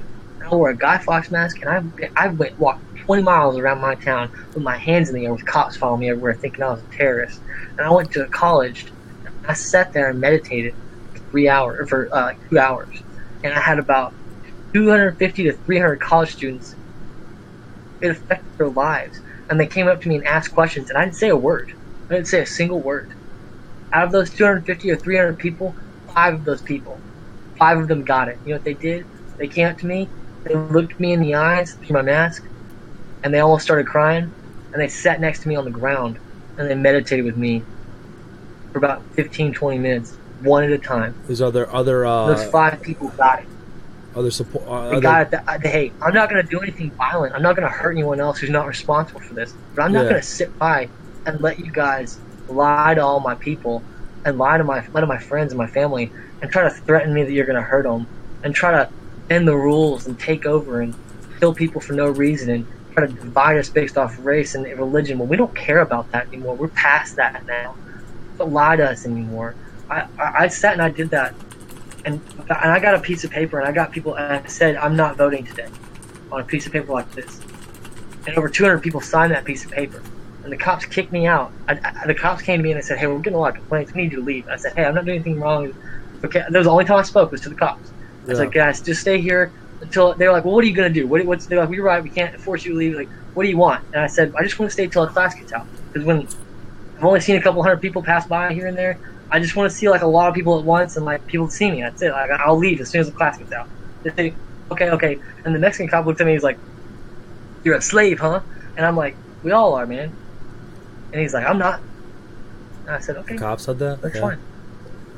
So, buddy, nice. Right before the class got out, I'm talking. I could almost hear the bell. Right before the class got out, they came to me and said, "Hey, you got to go now." Threatened me. The police did. Okay. These are campus cops. These aren't even real cops. Yeah. I guess they are, but they're not like city cops. And like I said, when I was walking around the city all day, I held my hands in the air the whole time. Yeah. I'm getting exhausted doing that because cops were at every street. But it was on the news. Yeah, but you probably are on private property though too. That's why they have the authority to kick you out, detain you, and kick you out, or whatever. Well, maybe so. I think campus cops actually have different rules though too. Okay, so just kind of going off of a couple of the major ones. I was sitting there crisscross with a mask on. I get it. Like, I looked kind of scary, but I wasn't doing anything scary. I was sitting there for a long time crisscross. Most people were thinking it was funny, taking videos and things like that. It was something putting on the internet. You know what I mean? I wasn't trying to scare anyone. Do you think? I was trying to send a message. Do you think that? Oh, sorry. Keep going. I'm sorry. You're trying to send a message. I apologize. I interrupted you. No, I didn't mean to. I didn't mean to. That was my. And people got 5 people really died. 5 people died. That. What? 5 people what? No, I said 5 people really got it. Got it. Oh, okay. Really got what I was trying to do. Okay. Yeah. Do you think that there's a cure for cancer, and that like the government or like the FDA, you know, like the Food Drug Administration is like withholding it? Do you think they cured cancer at some point and it's not out? You ever read that one or onto that one? I have a weird answer for every question you have. The short answer would be absolutely yes. If we put our minds together, there's logically no reason why cancer should continue to exist in the way it does. They make 40, 50, 60,000 billion dollars off of cancer every day. So my logic tells me, obviously, there's anything that they make money off of, they want to continue to perpetuate. But as far as cancer goes, a lot of that's within you. A lot of that's your own fault if you have cancer. And I don't mean to blame. I'm not trying to blame the victim here. What I'm saying is, people who are unaware, who consume all this toxic food every day. I mean, I do it myself. I'm kind of in a phase of my life where I'm not eating right myself. I'm kind of feeling. I mean, I'm eating. You know, I'll drink a Coke, and it's like, man, something's not right with this stuff. The food we eat is not right. You know what I mean? It's not. So there's an aspect of it that it comes into. You can heal yourself if you try hard enough, and it isn't too late. You know what I mean? Yeah, there's that aspect of it. And then, of course, there is the aspect of them lying to the aggregate of all of us, where there probably is some cure. I don't know, but there probably is some cure that, is simple. And I had a guy when I was getting an oil change a couple weeks ago who was like, randomly, I have a tattoo, and I have one tattoo here, and he was like, hey, you can only see one. And he looked at me, it was really weird, because he looked at me and he said, hey, who does your tattoos? And I was like, you can only see one. How do you know I have more than one? Well, so sometimes people just kind of say that. He gave me some peanuts from Mexico. What's up? Oh, never mind. I could see like saying like it's not. Never mind. But sorry, I was like, maybe. Do you think the guy knew about you? Like he was like a CIA guy or something, or is that what you're saying? Or? Oh well, I don't. No. I want to give people an understanding. I don't look at it negative that way. I don't think it's negative. Things happen for a reason. I've been that person for a number of people out there. Okay. Sometimes you just know. There's other angels and demons out there. Sometimes you just know, dude. Like sometimes it's not all CIA. It's not all that stuff. And that exists. They're not as powerful as you think they are. They're way more powerful than like the masses of people who just like sit and watch cat videos all day. I'm an actor in this too. I actively take a role in these situations. That's why you're interviewing me. Yeah. Is because I don't sit around because you had a kind of a dramatic post. I didn't even read the post. I was looking for people who said I have been abducted, and then didn't want to read any else because they didn't want to know. I wanted to hear for the first time when I did do the interviews. You're a objective person. I respect that. Well, then also too, just for like, because I knew I wanted to stream it, so like I wanted to be officially surprised, or not surprised, but I didn't want to know about the abduction until you told me in person, you know. So I saw it. Then I read a couple other posts of yours, but not really. I kind of just skimmed because I was like, because like with my stream, I'm looking for specific topics, and then kind of understanding what the person's like, and then going with it. So, but my question though, one of the things I was thinking is, so if you've been abducted by aliens, so that would kind of imply that there's a lot of stuff in the universe exists. How can the moon not exist, possibly, if... It's the inevitable question, right? Yeah. Yeah, well, first of all, I can't sit here and explain to you what the Greys are. The reptilians, I mean, I'm sure your other interviewee told you this. There's the Greys, the reptilians, and the Nordics, who are the sort of three, and the mantids. I don't really like to include them because I've never experienced the mantids. I don't understand what they are. Yeah. I understand the Greys, the reptilians, and the Nordics, so I understand what they are. What they represent and who they are, as far as their personality and the good to light, so light to dark, good to evil spectrum that they are. The reptilians, I mean, they're shapeshifters, quote unquote. They may not be dinosaur people, quote unquote. They come from Alpha Draconia, quote unquote. You know, they're the Chitauri, quote unquote. They're the serpent, they're the dragons, blah, blah, blah. The Greys are the builders, they're the garbage men, they're the Anunnaki, the Nephilim, the fallen angels, the little gray men. They're us from the future, possibly. They're us from the past, possibly. There's a lot of different timelines and realities that are all around us. And you, like, first, this is the best way I do it, and I'm gonna do it the way I normally do it, even though I'm kind of scared to. Now I have my phone here. This is my phone. Okay, it's an old phone because I broke my other one doing this. Okay. Yeah, I just threw my phone. Yeah. I don't care about it. I didn't have to do that. This pen. I didn't have to drop that. There's a universe out there. There's probably 10 billion universes out there where this video never had that happen. I chose, that was a random event that you happened. believe in the infinite universe theory, yeah. You see, every decision that I make, every little weird thing that I do causes a different universe. It can have a different effect on things, cause and effect. So by doing these kinds of things, by understanding that every decision that you make actually causes another universe. Yeah. You can kind of try to see how maybe the moon is real and it isn't. The moon space is real and it isn't. You're living in. I'm gonna say something here. Would you mind if I do a little lesson real quick? Sure. It's gonna take 2 minutes. There are 7 hermetic principles in magic. The first one, the principle of mentalism. All is mind. Everything begins and ends in the mind. The second one, the principle of correspondence. There is a correspondence always between the different planes of being. Between God and you, the spiritual, the non-spiritual, there's always a correspondent event. The principle of vibration. Nothing rests. Everything moves. Everything is in motion. The very molecules in your body aren't just staying still, they're constantly vibrating. Everything moves, there's never a stop. Everything's moving constantly. Yeah. 4, the principle of polarity. Everything has its polar opposites. Light, dark, good, evil, up, down, north, south, west, east. Everything has 2 sets of opposites. Satan, God. You know what I mean? Further and further. 5, the principle of rhythm. That one is, everything has its tides. Everything, this is my favorite one. Everything rises and falls.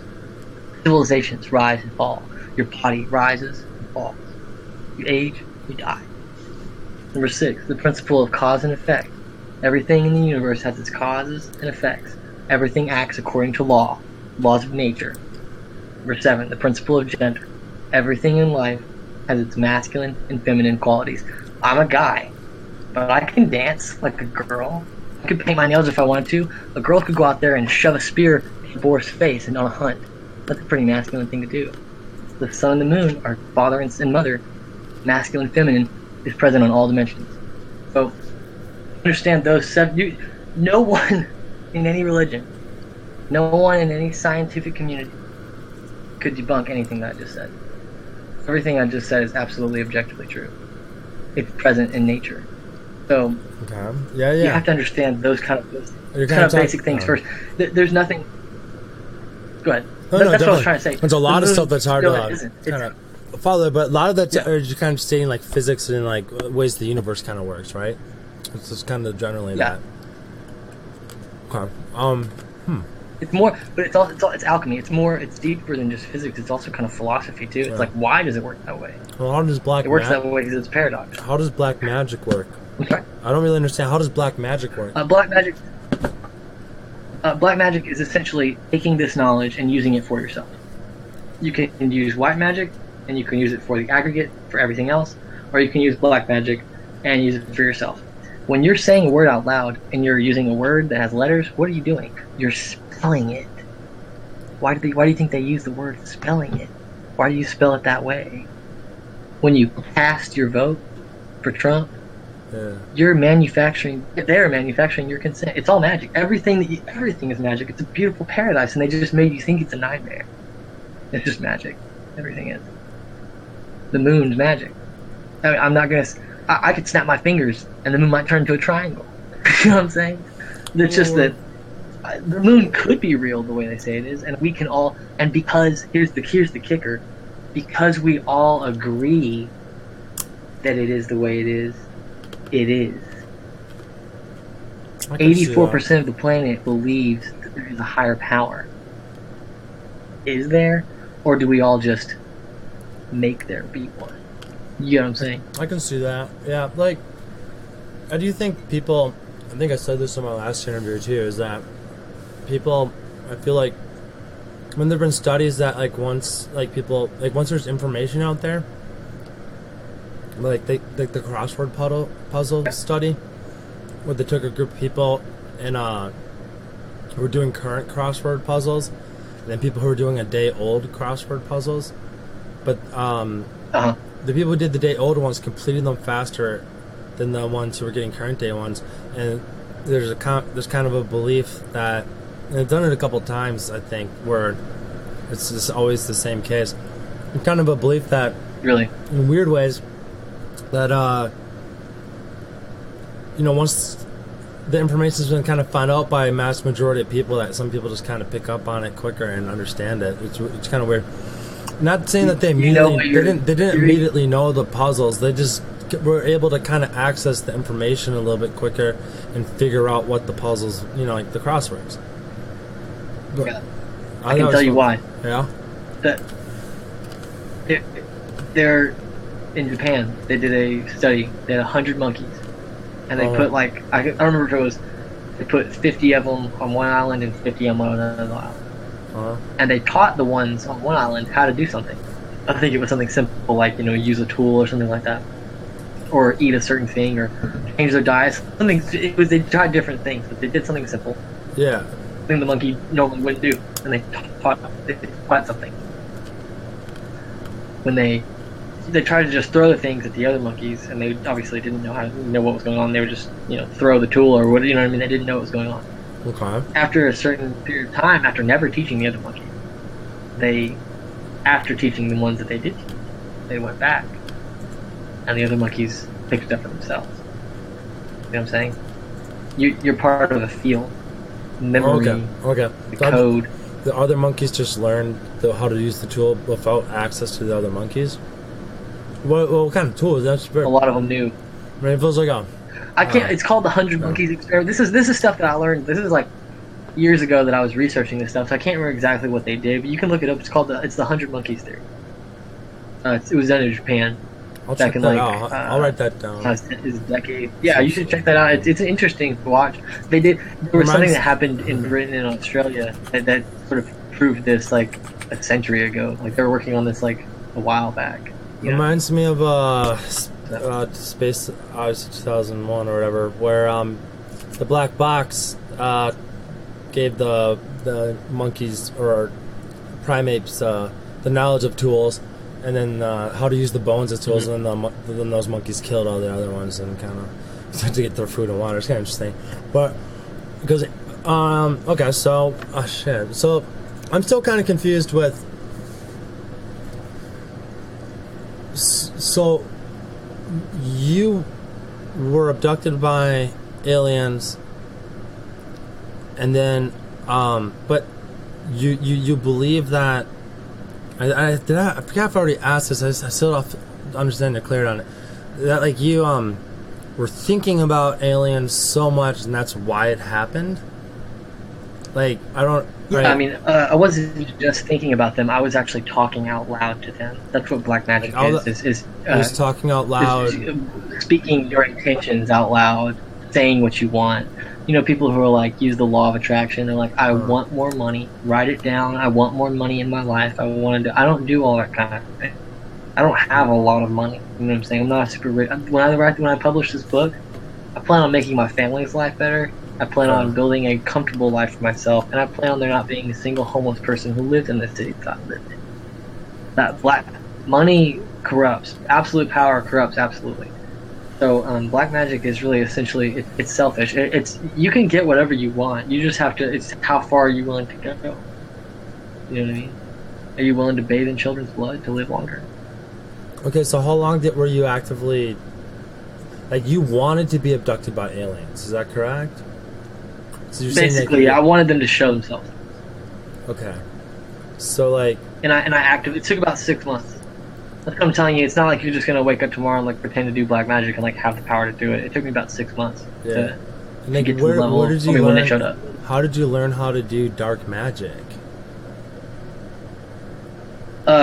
lots of different books. I mean, you saw like I used to have this is what you call light magic or white magic, or it's actually just natural magic. In this kind of system of magic, there's only two forces that you use your personal power within yourself and earth power, it's basically just the elements. And so basically with black magic though, there's all different kinds of sigils, and there's demons out there, and there's hierarchies of beings that I can just summon with different symbols, and they'll do it for me, and I don't have to actually put any work in. I can just selfishly like cut my hand open and they'll do it, and I can just pay the consequences later. That's black magic. Okay. It's a cheat code. And you learned that from that book that you're holding right there? That book right there is like a book of spells? I don't read, what I was trying to say, I don't read those books anymore. Back in the day, I mean, Morals and Dogma will teach you the philosophy of it. Can you get those books at like your public library? Can you get those books at like your public library? Or like, is that more like... No. Wouldn't everyone just be doing black magic? Stuff. I don't get it. Like... Yeah, no, it's out there. Most people don't understand that you're doing black magic every day. When you walk around and you talk certain ways and you say certain things and you have your star. I mean, this right here is the way that this is shaped. This is a pentagram. You know what I'm saying? The Cowboys are my team. Star. Yeah. I don't like putting that up. In fact, that's actually. No one, please take the fact that that's upside down as the goat head. Anyone who knows anything about magic, that was an accident. Well, no, I mean, it's upside down because the Packers whoop their ass every year and get them out of the playoffs. That's great. I like that. Cancel this interview. It was a catch.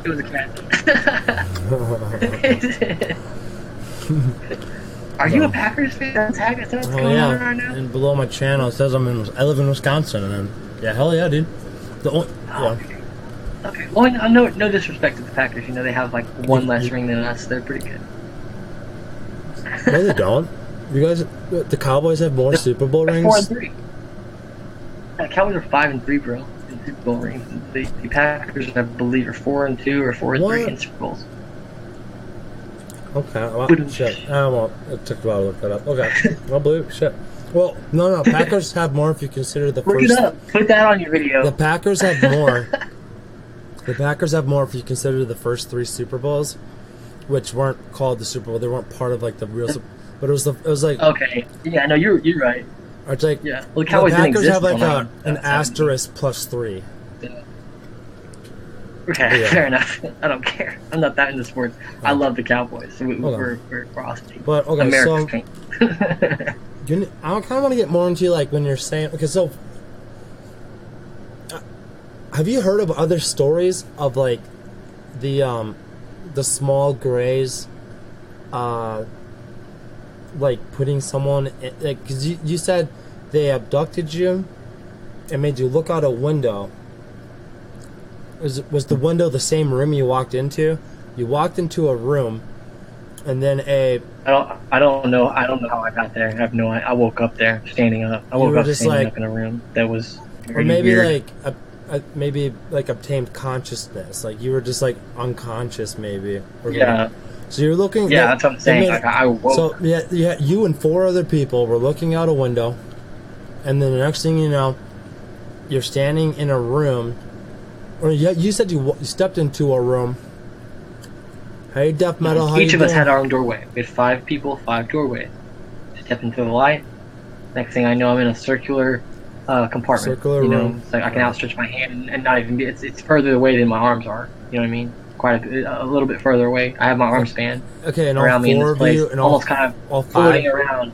And then in my physical, my physical movements that I'm making are, I'm like, it's almost like Mozart, like I'm like doing this, I'm like hitting the ground and like I'm like causing all this destruction with my energy. Okay, and then you said something went up into your spine, like some metal thing, and then the next thing you know, you're landing on a planet, and you're in like a machine controlling it and killing people on this planet. And that the Greys were basically like controlling your body and your mind, and then we merged. Have you heard everyone? It was all you. It was a hive mind. Have you looked up hive mind? Like, it was like we were a bunch of ants. Yeah. Wow. And then you were okay. So have you heard of other people? I've never heard of an experience like that. Like I've heard that the small Greys, or what are classified as like the basic alien we know, are. They're generally kind of ones that are the ones that hurt and probe and do that stuff, and the other apparently, then there's other races of aliens that aren't really like that. But the ones that most of us kind of hear stories about are the ones that you claim to have encountered. Are there other stories like that where they're like, they put me in like this humanoid object and I was controlling it and destroying it, fighting basically a war? Have you heard? Well, it wasn't a war. Or like you destroyed genocide. cities? Genocide of some humanoid-looking race? Like I've never heard of that. I've never encountered anyone who has that specific story. I've heard stories that were have you looked similar for in it? nature to that, where basically you're being. Yeah, man. Yeah, I've definitely done enough digging. I've kind of stopped, because the people who came to me recently, the people who come to me this summer, basically who told me the thing about my ex-fiance's dad. Yeah. They also told me that what happened to me that day. I didn't mention it to them. They told me, you got abducted. Like, yeah, you didn't actually kill all those people. They simulated it. They wanted to see this is kind of the shocking part. Yeah, I can see that. Yeah. So it's maybe they put me in a machine that my mind. They put me in a machine that my mind actually kind of. Like you were like in a VR. They put you in a VR. And they were studying you in like a VR, maybe. It's crazy. Yo, yeah, Jordan, they wanted to see thank you for the sub, my man. It was a mix of like what I thought was going to happen and what I wanted to happen. Thank you.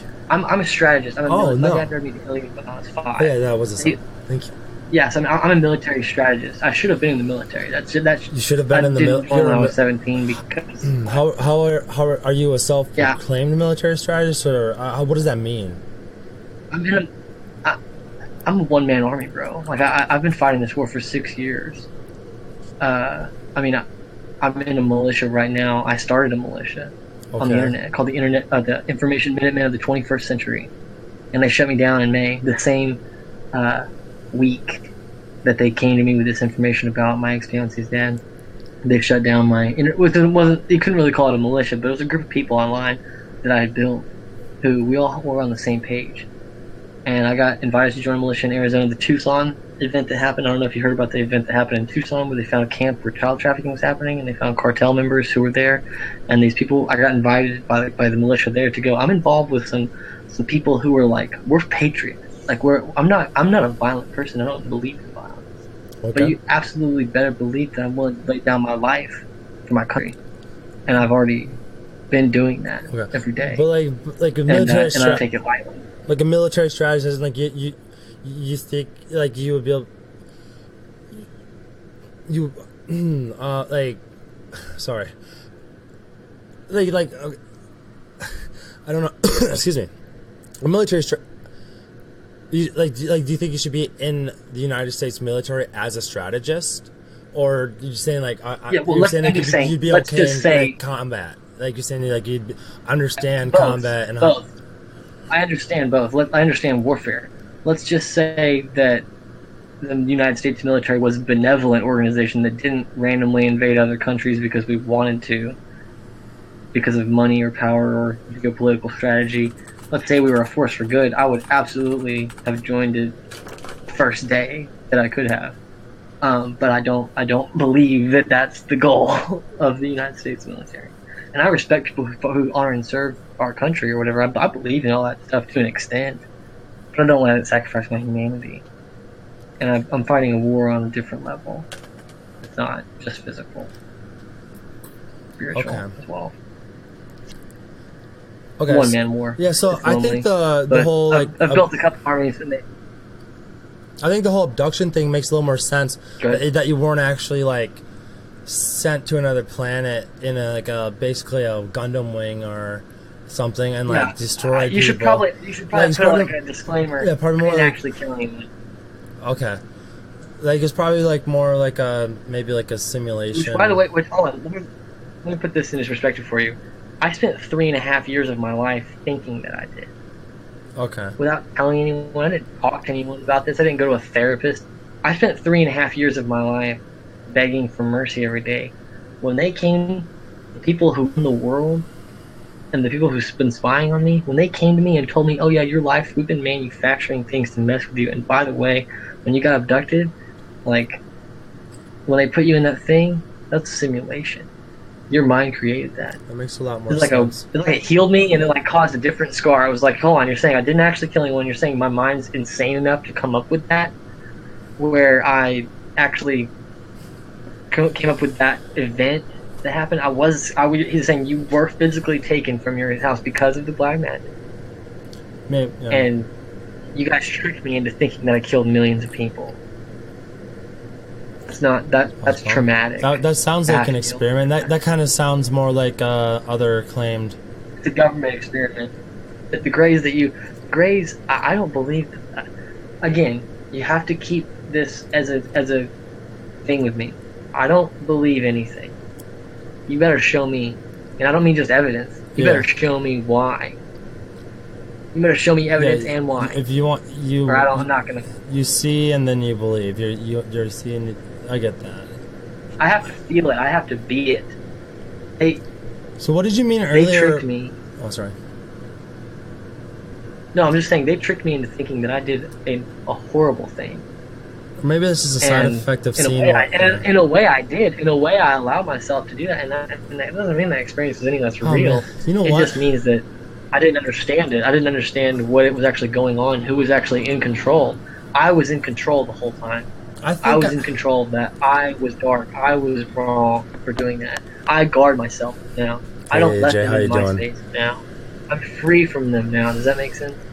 Yeah, or maybe possibly it's just a side effect of like what the experiment was. Like, I'm actually going to go on this ride with you. I'm starting to kind of make more sense of it. Like, and I'm going to refer it to like Gundam Wing or something. Like, yeah, that's like fine. maybe It was cool. Maybe it was cool. It was like from an objective. No, but maybe like it was fun. Maybe you were put in a simulation just like a fighter jet would be put in front of a computer screen, and or fighter pilot, before they start flying jets, goes on a screen, and maybe they were seeing how can humans handle these machines, like maybe it was just fucking shit like that. But your side effect was like it felt real because they're, like when I go, if hold on.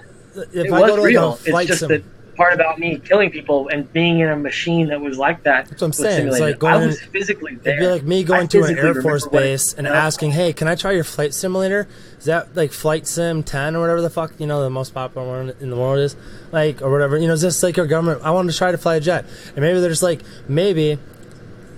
I get that side. Okay, it makes a lot more sense that way, but it's still yeah. But so I don't know. I don't think maybe they didn't do it to like fuck up your head. I'm saying this is me on the ride right now. Maybe they didn't do it to fuck up your head, and then I'm going off the ride and like that's kind of weird though. But like that makes more sense for what I've heard and read, kind of little Greys or such. They're involved with the government to some level, some degree. They're definitely involved with the government. There's 100% no script to this. We've been going for 2 hours and 10 minutes, and I have no idea what the fuck we're talking about. How about this? Yeah. Let's make it another time, another thing that we do sometime. I mean, I'd like to talk about this stuff more, and you better believe me when I release my book. And I have 5 novels I'm actually writing. I've only written 1.5 of them, but I've been writing these books. The ether and spirit out there, artists will tell you they didn't make their art; they discovered it. These that I'm writing, not like stuff that I really like. I just pulled them out of thin air because it's floating there. It's like in me. You know what I'm saying? It's not something that I like. Parts of it are original. Parts of it are like satire of like Hitchhiker's Guide to the Galaxy, Star Wars, Mass Effect, like things that I've seen, and it's like my take on it. You know what I mean? So and it's an original story that like Old Man's War is a good book that I read.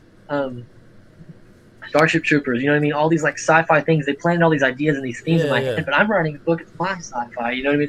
It's my world that I wrote. So I put a lot of energy into it, and I think that basically any art, anything beautiful that you can make, any magic that you can do, because it's all magic. It's all God. It's all you and I. There's no difference. Pen. There's no difference between me and you and I and the pen. It's just that we've been told that there is, and we all agree that there is by manufactured consent. And because our minds are the mental, to go back to those principles that I said, all is the mind. The mind is everything.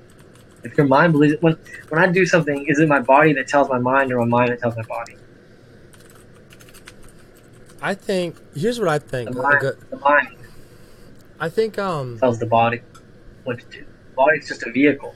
You are like, That makes sense. you are like a wind-up toy that you have an infinite wind of just thoughts and experiences and opinions.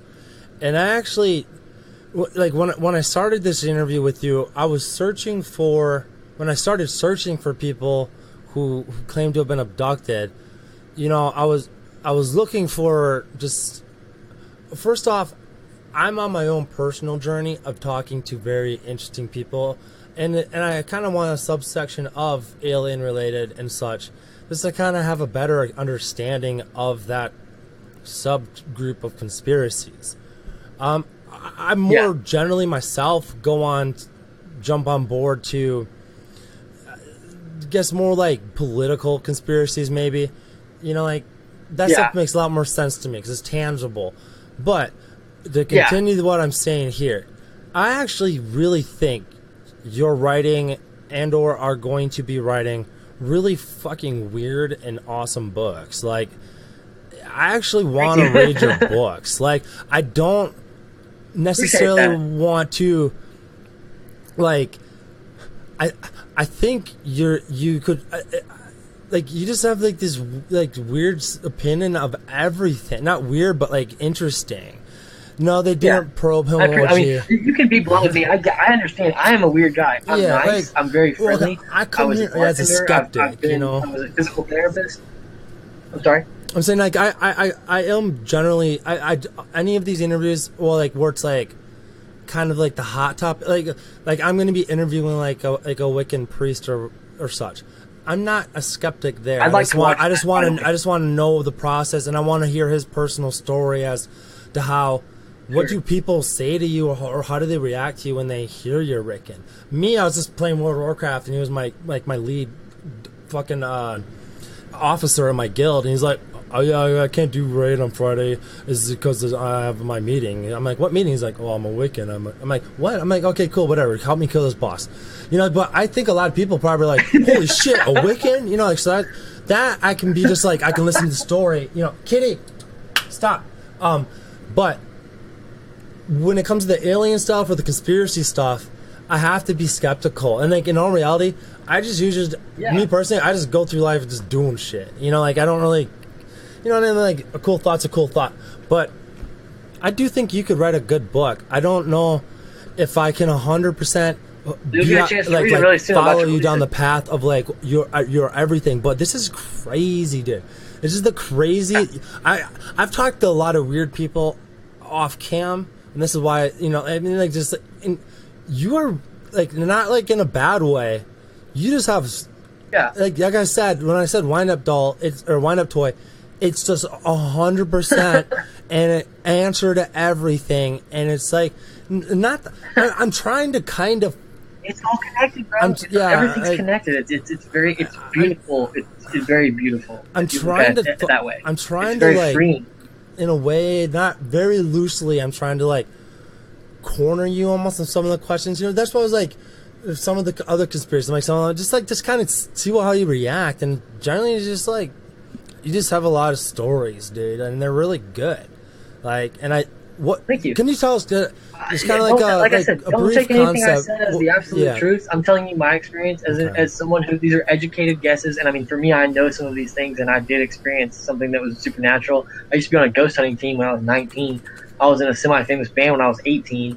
I've just had a lot of experiences in life. I'm 25, you know, and I've been through a lot of things that most people haven't been through, and I asked for some of it. Some of it wound up being really scary, and I'm coming back from hell, and I'm like, hey, yo, like, you don't want to go down those. I'm really here as, like, don't shoot the messenger. Like, I'm trying to help people understand that, like, there is some kind of there's something true to the spiritual world, and I'm not, you know, you don't know the truth, and I don't know the truth, the absolute truth, so let's work together to figure it out. You know what I mean? Like that's kind of where I'm coming from. Is I'm going to tell you what I know, and I'm not going to sit here and try to preach to you like some cult leader or like some Moses or and it won't hurt your feelings Muhammad or something like that. I'm going to try to tell you as scientific as I can what is happening on the spiritual plane. Yeah, because they do exist. There certainly is something to it. I just don't, how to really. There's no like not tying it in a nice little bow for you. It doesn't exist. That's not possible. You have to like meditate on these things. You have to find it. You have to feel it yourself to really kind of get it. It's just that someone out there. You know what's crazy? The most influential person that I ever met was a guy I knew for 2 weeks. He worked with me for 2 weeks. Okay. He was a former military guy in my life. The things that he said to me made me think. He's the one who told me like.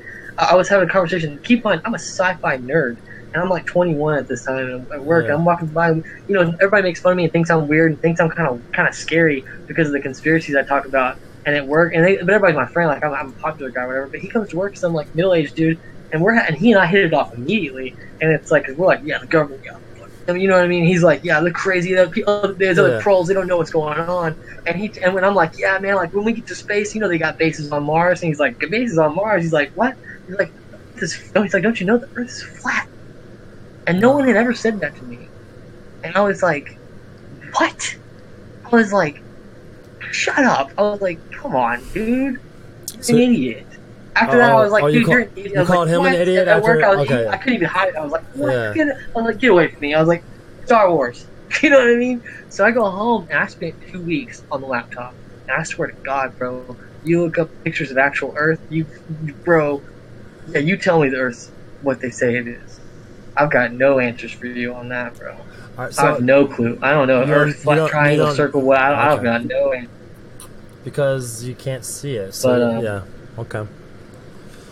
Yeah, well, exactly. Do you believe in Every math? camera they have, there's a GoPro. It's a bubble. What about math-based logic in all aspects of understanding a universe and our own planet? Numerology?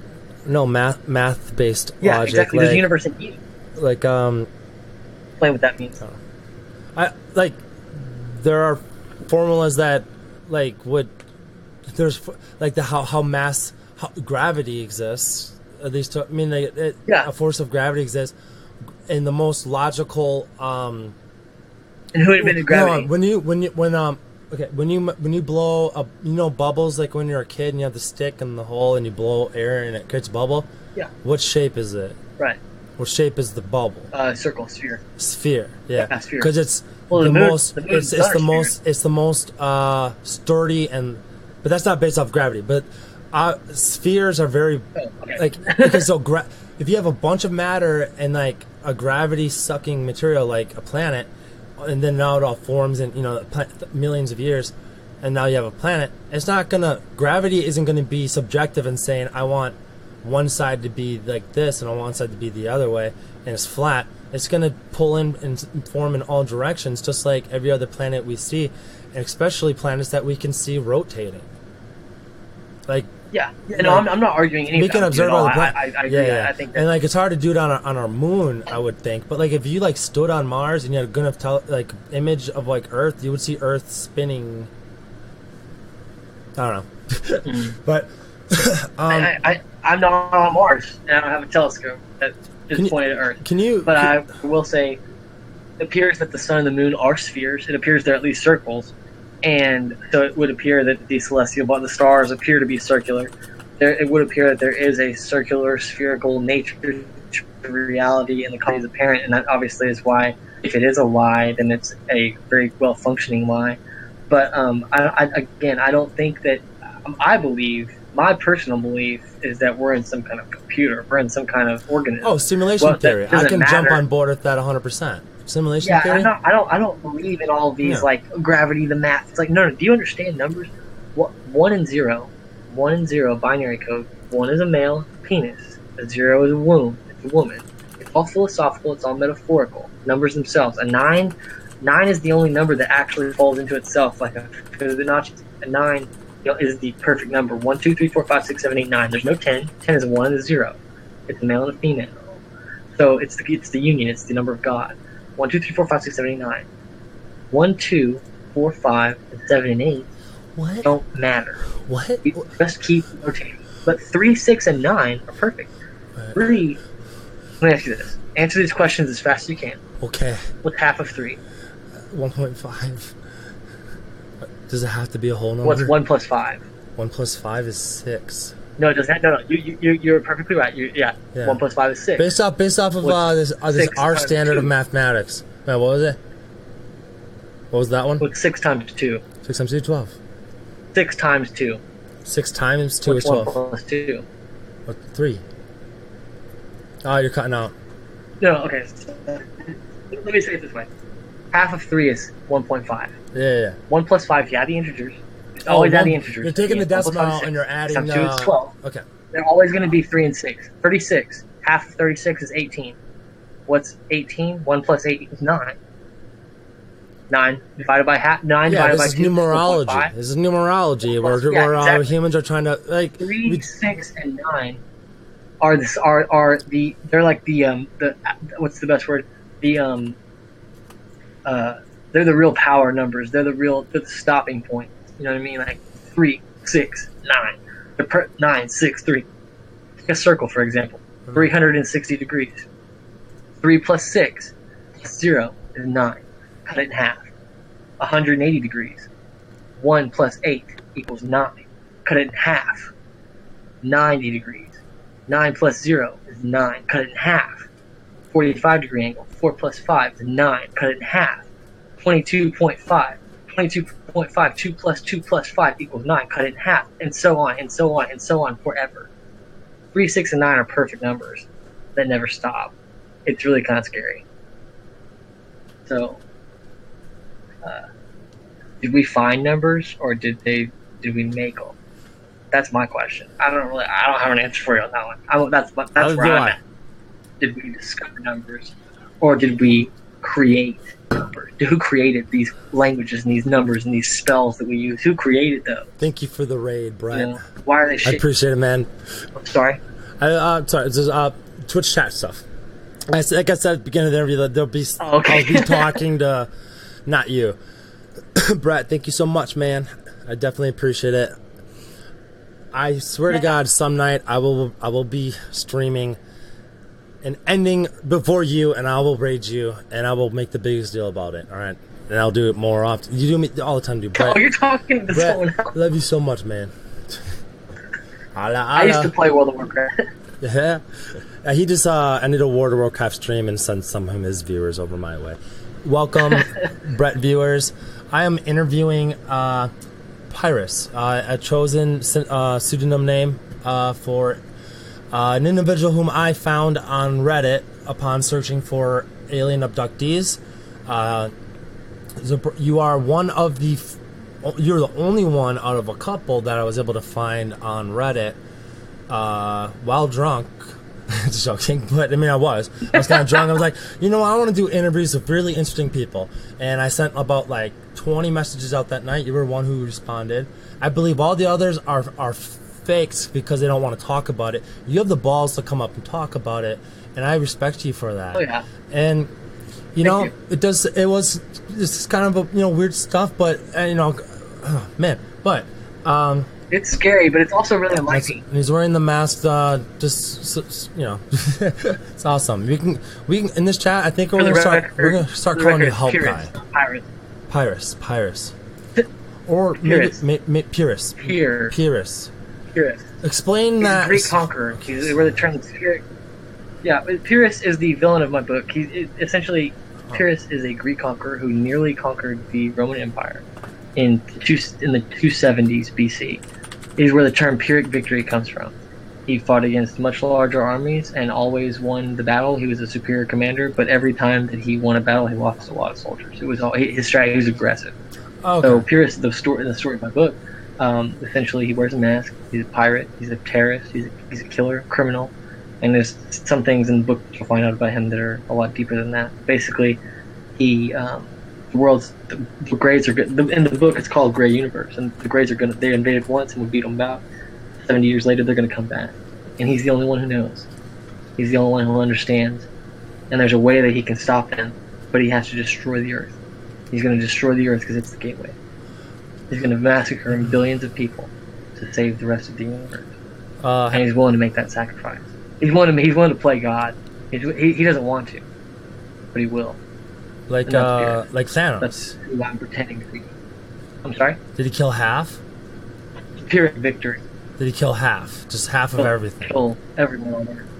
Everyone. Yeah, well, Oh, so basically, he's yeah, like 'cause the he's humans like, in he's my like story, the they've colonized hundreds of other planets. comic book version. But basically, just spoilers on that story. Just joking. yeah, no, I'm not. No, No, I'm joking. That joking. becomes. It tells us at the beginning of the book. No, Greek It's actually mythology. going to be on the back. There's a lot of things that are spoilers that I'm not going to say. That's not a spoiler. Pyrrhus Okay, is okay. that's the premise. In the first chapter of the book, you find this out. That Pyrrhus, Yeah. he's going to destroy. His plan is to destroy basically a lot of basically Earth and a lot of other different places, and do a lot of dark things. And I'm not going to say anything else because there's other spoilers that I'm not going to say. He's involved in a lot of things. He's doing. Yeah, it's on the book. You'll read it. He's willing to kill innocent people to save the universe, and I'm not saying that that's what it takes. It's just a hard subject to deal with. It's like, what would you sacrifice to do the right thing? You know, it's a deep question to ask. Well, And I think that's a philosophical question. This is the trolley. Like, this is the trolley thought experiment. You know, if you are standing in the middle of two trolley tracks, and they merge in the one, and trolley's coming towards you, and you have a switch, and on one side there's like one child, and on the other side there's like two adults, and the trolley's going towards the child. Do you kill two lives, or do you kill there really is no right answer. My answer is perspective. My answer is Personally, always I pick the kid. I picked the kid. children. I picked the kid because now I have two best friends that are my age. That's what I do. Fuck the kid. Now I have two good friends. I say those people are gonna be cool. They're I gonna save the child. those two people that I say, they're gonna be like, yo, that kid shit was fucked up, but we're gonna be friends now. You know, like kid. You know, we're never really. He's gonna. There's no wrong answer. That's an impossible situation. You know what I do? I kill the adults. My and friend be who like, came to me. So someone. You want to continue? My viewers has a question, and he's dishonest, and you're very open, and I feel like at first I was kind of scared to ask these kind of questions, but you're just you're open about everything. So, Susanna wants to know do you believe everything that you're saying, or are you just rambling at the top of your head? Does it seem like I don't believe what I'm saying?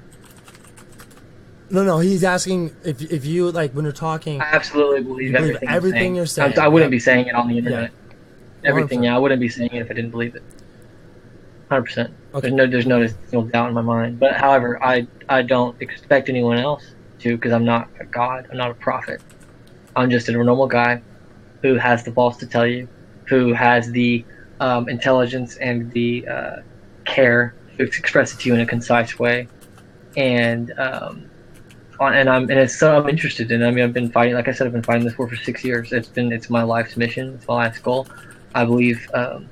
As a child, there were certain things that happened to me that were just not really nothing weird, but like certain my in particular with my father was very stern and very he was very religious, and he was very he let me see a lot of things like warfare wise, a lot of I watched a lot of things I shouldn't have been able to see as a kid on TV, and it scarred me. And very different childhood. My father was, he changed a lot when I was a kid. He was really, really bad when I was a kid, and then when I was still a little kid, he got really, really good. And it was just like, you know what I mean? My life experiences were just different than a lot of other people's, and I've been in love twice, and one of them was a witch, and one of them was her dad was in the CIA. So I don't know how to express to you how weird that is, but you know what I mean? It's just a lot of different experiences that I'm trying to share them because they're all connected. Everything's. I'm sorry.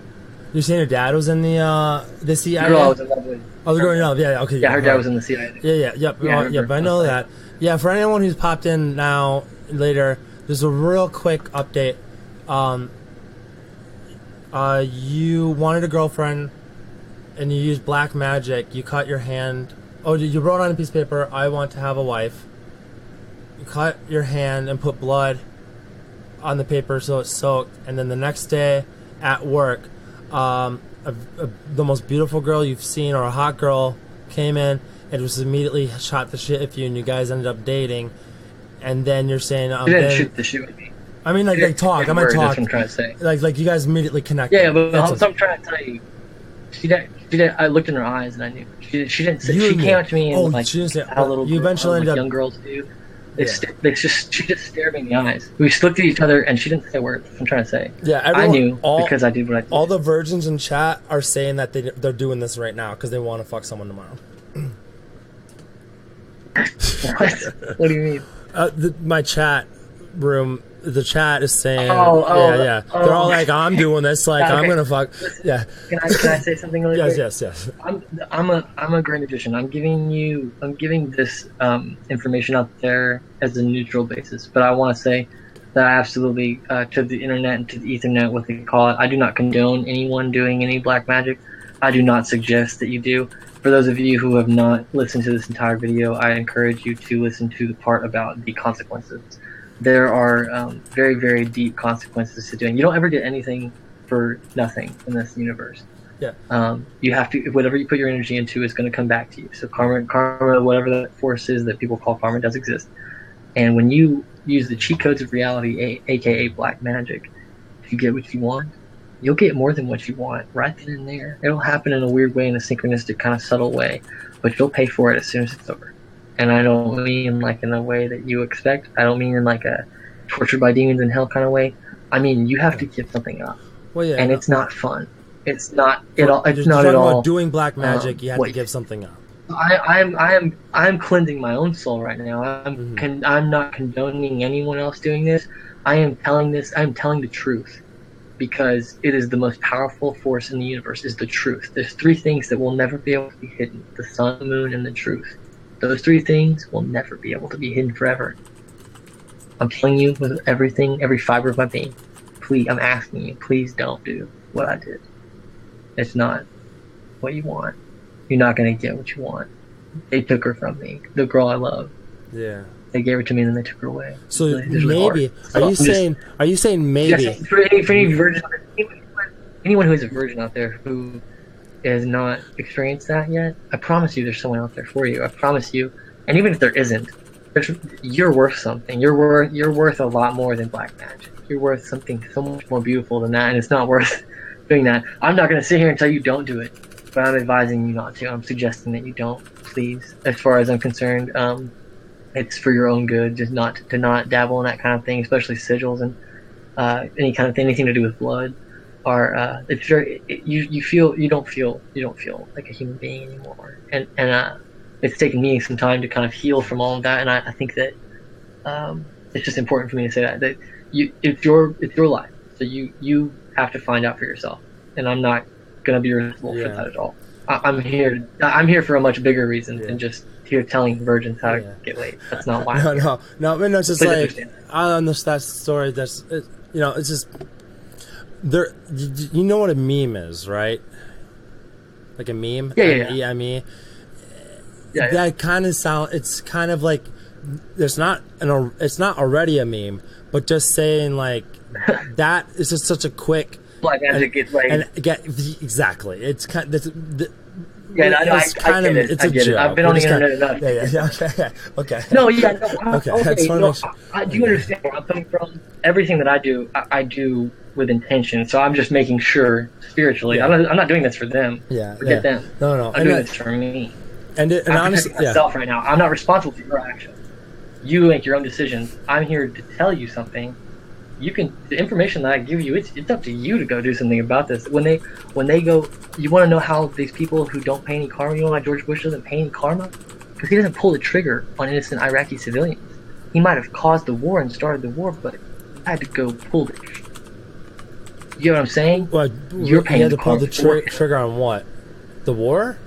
The Iraq war. The innocent children that died in that war. Oh. George Bush isn't going to suffer in hell for those children. Not in this life. No. Not in this hell. Because he didn't go pull the triggers. Innocent people.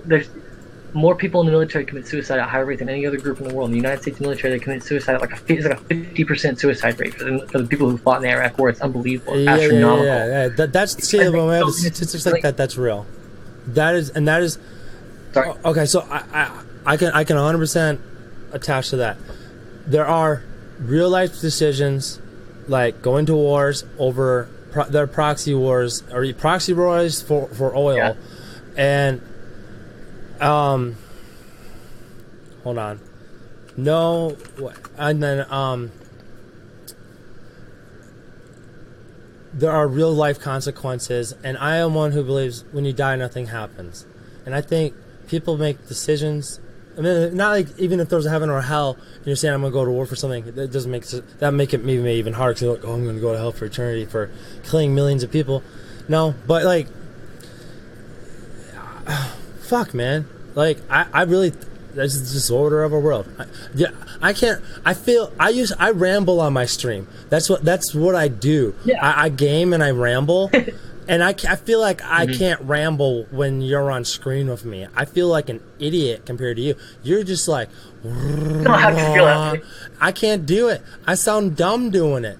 You're talking about the craziest shit I've ever heard, and I'm still like, okay. You're great. All right. I want to read your book. I want to read your book really bad. Feel that way. No. I'm just joking. Sorry? I'm just joking. You know, I'm not joking. What I'm saying is real. I just tried to kind of ramble about something. I'm like, this ain't comparable. Can't compare to you, man. No, I know. I think you're a cool guy. I think. Thanks. No, and like when we were, no, you too. Like I really do. Because like I got helped and get set up last night for stream, just to make sure everything looks right and set all this. You know, this is a custom scene I made. You can tell how much of an idiot I am with computers. I'm not good with computers. Yeah, I help him get his computer set up for this. See, like, everybody has different skills. Last night you got to see how an area of skill that I'm lacking in. I don't know computers at all. I don't know the basics almost. I know how to type. I know how to like alt delete. I know how to like do basic things. I'm just not. I'm a leader. I get other people like if you're on Superman. Batman doesn't expect Superman to like go investigate the crimes. That's his job. You know, Superman doesn't expect other people to, like Superman doesn't expect like Flash to like lead the team. He expects him to like, hey, if we have some like thing that requires a lightning bolt or like a tornado or like a speed burst, you know what I'm saying? We all have our skills, we all have our talents. It's like learning to utilize your talents and a team effort in a group together. Someone who's me, I'm the one. I recognize your talent. I recognize his talent. I recognize his talent, and I recognize his talent. I'm just the one who's here to tell you that you do have a talent, and that, hey, I have a use for it, and that my use, I'm not going to sit here like a dictator and tell you what it is. I'm going to tell you the truth, and I'm going to say, hey, as a team, this is what we could do if you use your skill with this thing that I'm going to propose to you. Yeah. That's where I'm at. That's why I'm a leader in things. I don't have a lot of skills. I write books. I know a lot about history. I'm really good at football. That's about it. It's about all of my skills. Okay. You know what I mean? Do you know what an elevator pitch is? Right? Like an elevator pitch.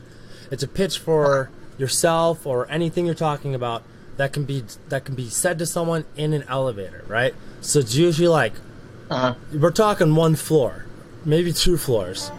Hey, thanks for the follow, Sergeant Pepper. We're talking 2, 3, 4 sentences, right? What is the book about? And then I'll move on from there. So I want to talk about the book because I am really interested because I've talked to you and about some of your experiences and basically your philosophy on life. That's how I'm categorizing this. I'm not categorizing this as like, you believe all this weird shit. This is your philosophy of life. I'm starting to understand it. You just kind of you think you create the world around you, kind of in a philosophical sense. You're the most logical and freest person here. A lot of, I kind of at first, it took me 2 hours though, dude. It really did. The last 40 minutes, it started really clicking. It took me 25 years. It took me 23 or 24 years. At first I was like, oh my, not like in a bad way. I'm like, because I remember last night when I set them up, I'm like, we're not talking about aliens. We're not talking about politics, nothing. I'm just helping you with your computer and let's talk person to person. You were extremely logical and normal and awesome and fun. And now that we got us going on the conspiracy stuff and your thoughts and everything, it's like at first I was like, whoa, thanks for the 20 bits, Bluebird. And I was like, what? And then now I'm kind of like, it makes sense. And Yeah. in some ways, I might not be right about everything, but I'm telling you some things that are going to pick your mind. Things aren't there for no reason. I mean, like, in a weird fact that you have 7 philosophical chakras, sense, the fact- maybe I've created my own world where your alien abduction doesn't make sense. Maybe a lot of the people did that as well. Maybe we all live in worlds that we create, you know, and like we see in our belief, Exactly. you know, like things that happen to us, and somehow, you know, maybe they kind of we're all interconnected, but sometimes we're not on the same levels of like what's going on. I don't know. You Fuck can it. it's like a TV. It makes sense. It's like a TV. You tune in. Or I'm going fucking crazy. Like you've infiltrated my brain with black magic, and like you put a spell on me, and now it makes sense. I'm just joking. I'm just messing around, dude. I get it though. So elevator pitch. I rambled there. I want to catch up on chat too in just a sec. Elevator pitch. Give me. Or basically give me yeah, sure. As far as my book goes, story arc, like, you know, but not spoilers. Yeah. But give me a quick story arc. Yes. In the future, where driving, where people in the future where driving a spaceship or piloting a spaceship is as easy as piloting a car is today. Okay. Where the universe is at the fingertips of mankind. Mm-hmm. Where there's things that are going to happen that no one can control. Who gets to make the hard decisions, and why do they make those decisions? If the world's going to end and someone can stop it, okay, why would they stop it? And should they? Okay, that's kind of like the gist of it. The story itself is sort of like a Tarantino film. It's part of it's told from the villain's perspective. The majority of it's told from 2 or 3 major characters. One in particular, who's his name's Nero, and every time that Nero shows up the story's told in episodes instead of chapters. Okay. Every time that Nero is introduced in a story, he's waking up. The several times that he's introduced again, he's waking up. Every time he wakes up, like Groundhog Day, maybe kind of like that. Maybe time. No spoilers. There's just a lot of symbolism. Okay. Symbols that he's asleep. He's not awake. He's asleep. And when he wakes up, the couple of times this happens in the story. This is a really long elevator. He changes. I'm sorry. Yeah, I'm about to. I finished that. What floor are we on, dude? No, I was joking. All right, so. We're on like 425. We're in the future. Every single person has the spaceship, basically, or has access to. It's just basically anyone can travel anywhere. And then, it's the Old West. And then there's the Old West in space. And then like decisions on Earth, or world. If the world's gonna end, okay. What would you do if the world was coming to end? Oh, I'm sorry. What would you do if the devil himself was going to come kill everyone in the universe? Okay, and then would you kill billions of children to protect? How much? Really, the moral of the story is how much are we willing to sacrifice to do the right thing? How much is worth it? How much are you willing to pay to save lives? Are you willing to kill to save lives? And I don't know. I'm asking that question in the book. You know what I'm saying? That's kind of like the point of it. Okay, yeah, I like that. Okay, feedback. And like, I could presume there's a lot of like really interesting stuff in between those major points. Like, how would someone? Lots of how would someone get access to violence, lots of comedy? Okay, how would someone get access to the power? Characters are fun. I get you. Look at Jordan with that number 1 really spot, baby. Sorry, just took in the chat. Sorry.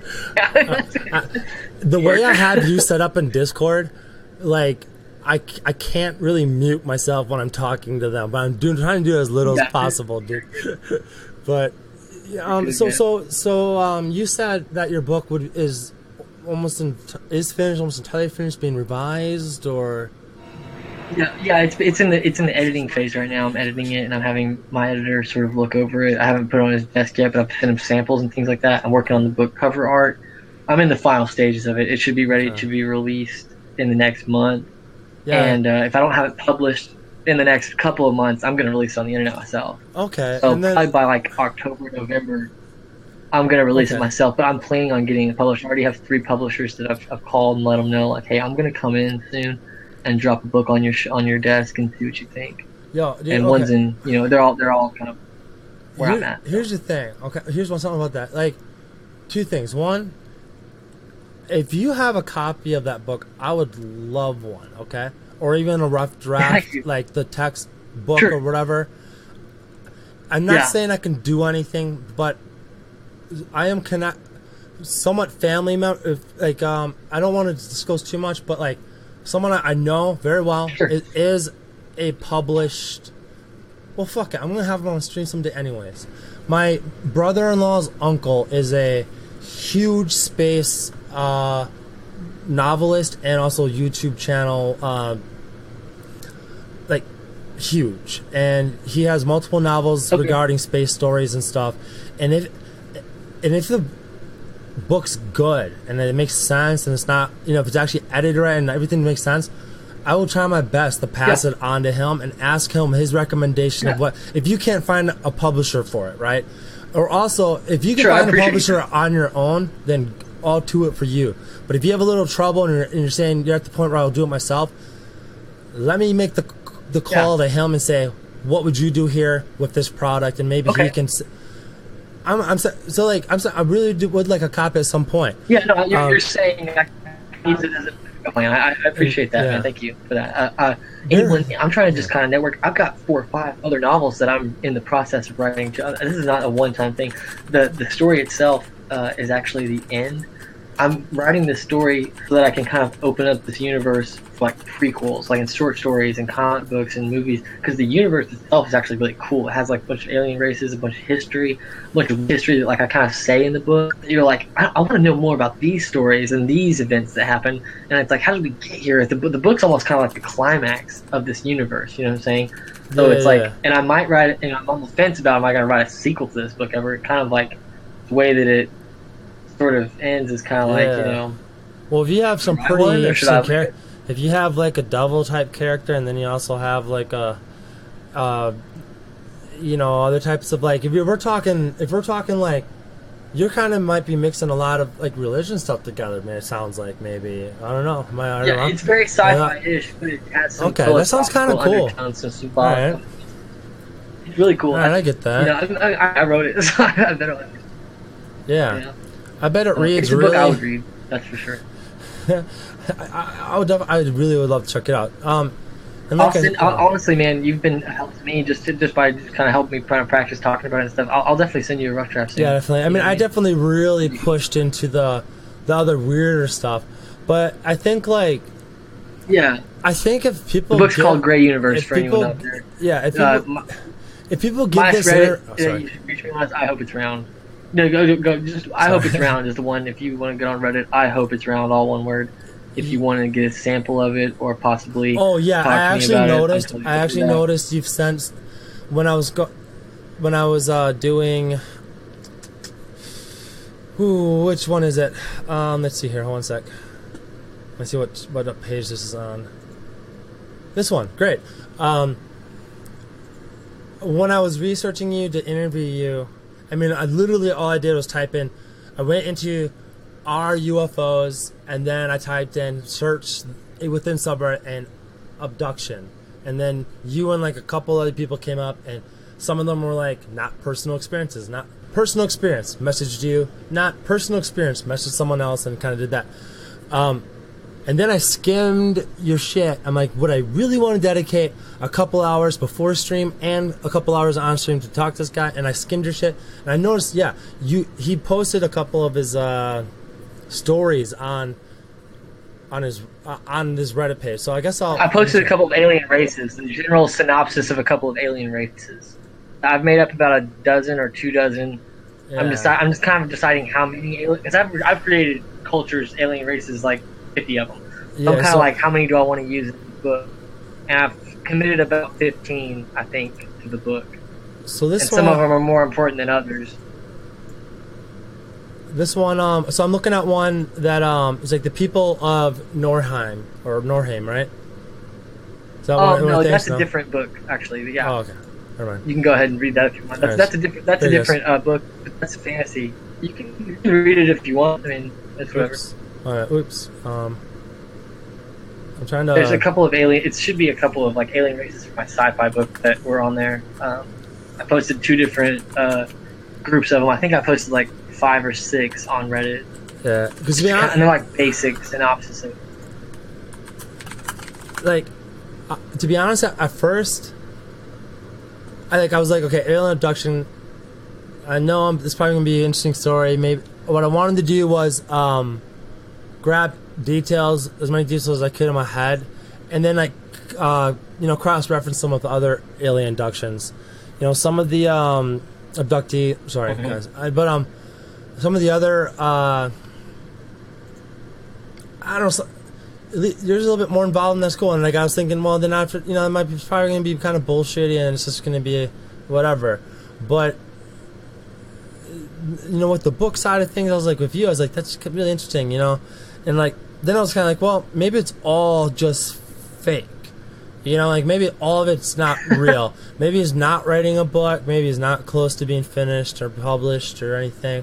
And I mean, it's all just bullshit. No, believe me, on the internet, you're gonna get called that no matter what. People out there, when they went out there who like believes what they're saying, they don't want to believe it. They don't want to sit there and like, well, no, you don't disturb my universe. Don't disturb, because like you said, we all live in our own universe. We have if someone out there who has, that's interesting. If you're concrete in how you believe in your universe, and I poke it with a stick, then you're gonna be upset. My universe that I live in is loving. It accepts other people. Like I'm like, you believe that? Okay, why do you believe it? Like, tell me. I'm open to hearing your perspective on it. I want to know why you believe what you believe. And if you put things that way, it's a whole different experience. You're like, okay, well, I mean, this person here who's a pedophile, well, his dad molested him. It's like, I wonder what put it in his mind that was okay, that was okay to do that. You get what I'm saying? You understand, empathize with other people. People in Arab countries who come and they become terrorists. I wonder what the history of that is. I wonder why the wars that we fought with each other. Is there a cycle of revenge here? If someone could just stand up and say enough of the cycle of revenge, enough of the hate, enough of the blocks and the walls and the concrete buildings that we're building in front of each other. Yeah. I don't care anymore. I care about you, whoever you are. I just want to say that to you out there, people watching this. Like I would die for any one of you. That's what he says in the movie in 300. He says, Pyrrhus says, what was the thing I would about kill Pyrrhus? any one of my men. What was the thing about Pyrrhus Sorry? or whatever? Did you say Pyrrhus? Or what? 300. Pyrrhus says to Leonidas, I would gladly kill any of my men. I would kill any of them to win. Leonidas says, I would gladly die for any one of mine. Any one of mine. And that's how I feel. I would gladly die for anyone else who deserved it. If I felt like they did, which is just about everyone. Just about everyone deserves to feel love. And really, in the truth, everyone does. Everyone does deserve that. It's just that they don't know it, and they constantly create these universes where it's just no one wants to love you. You're a kill of hate. It's impossible to love you because even if someone wanted to, you wouldn't let them. You know what I'm saying? Like I'm done being on Reddit. I'm done. I have multiple. I noticed Reddit that. Yeah. I saw on that one account people. the last time you posted was like 6 months ago.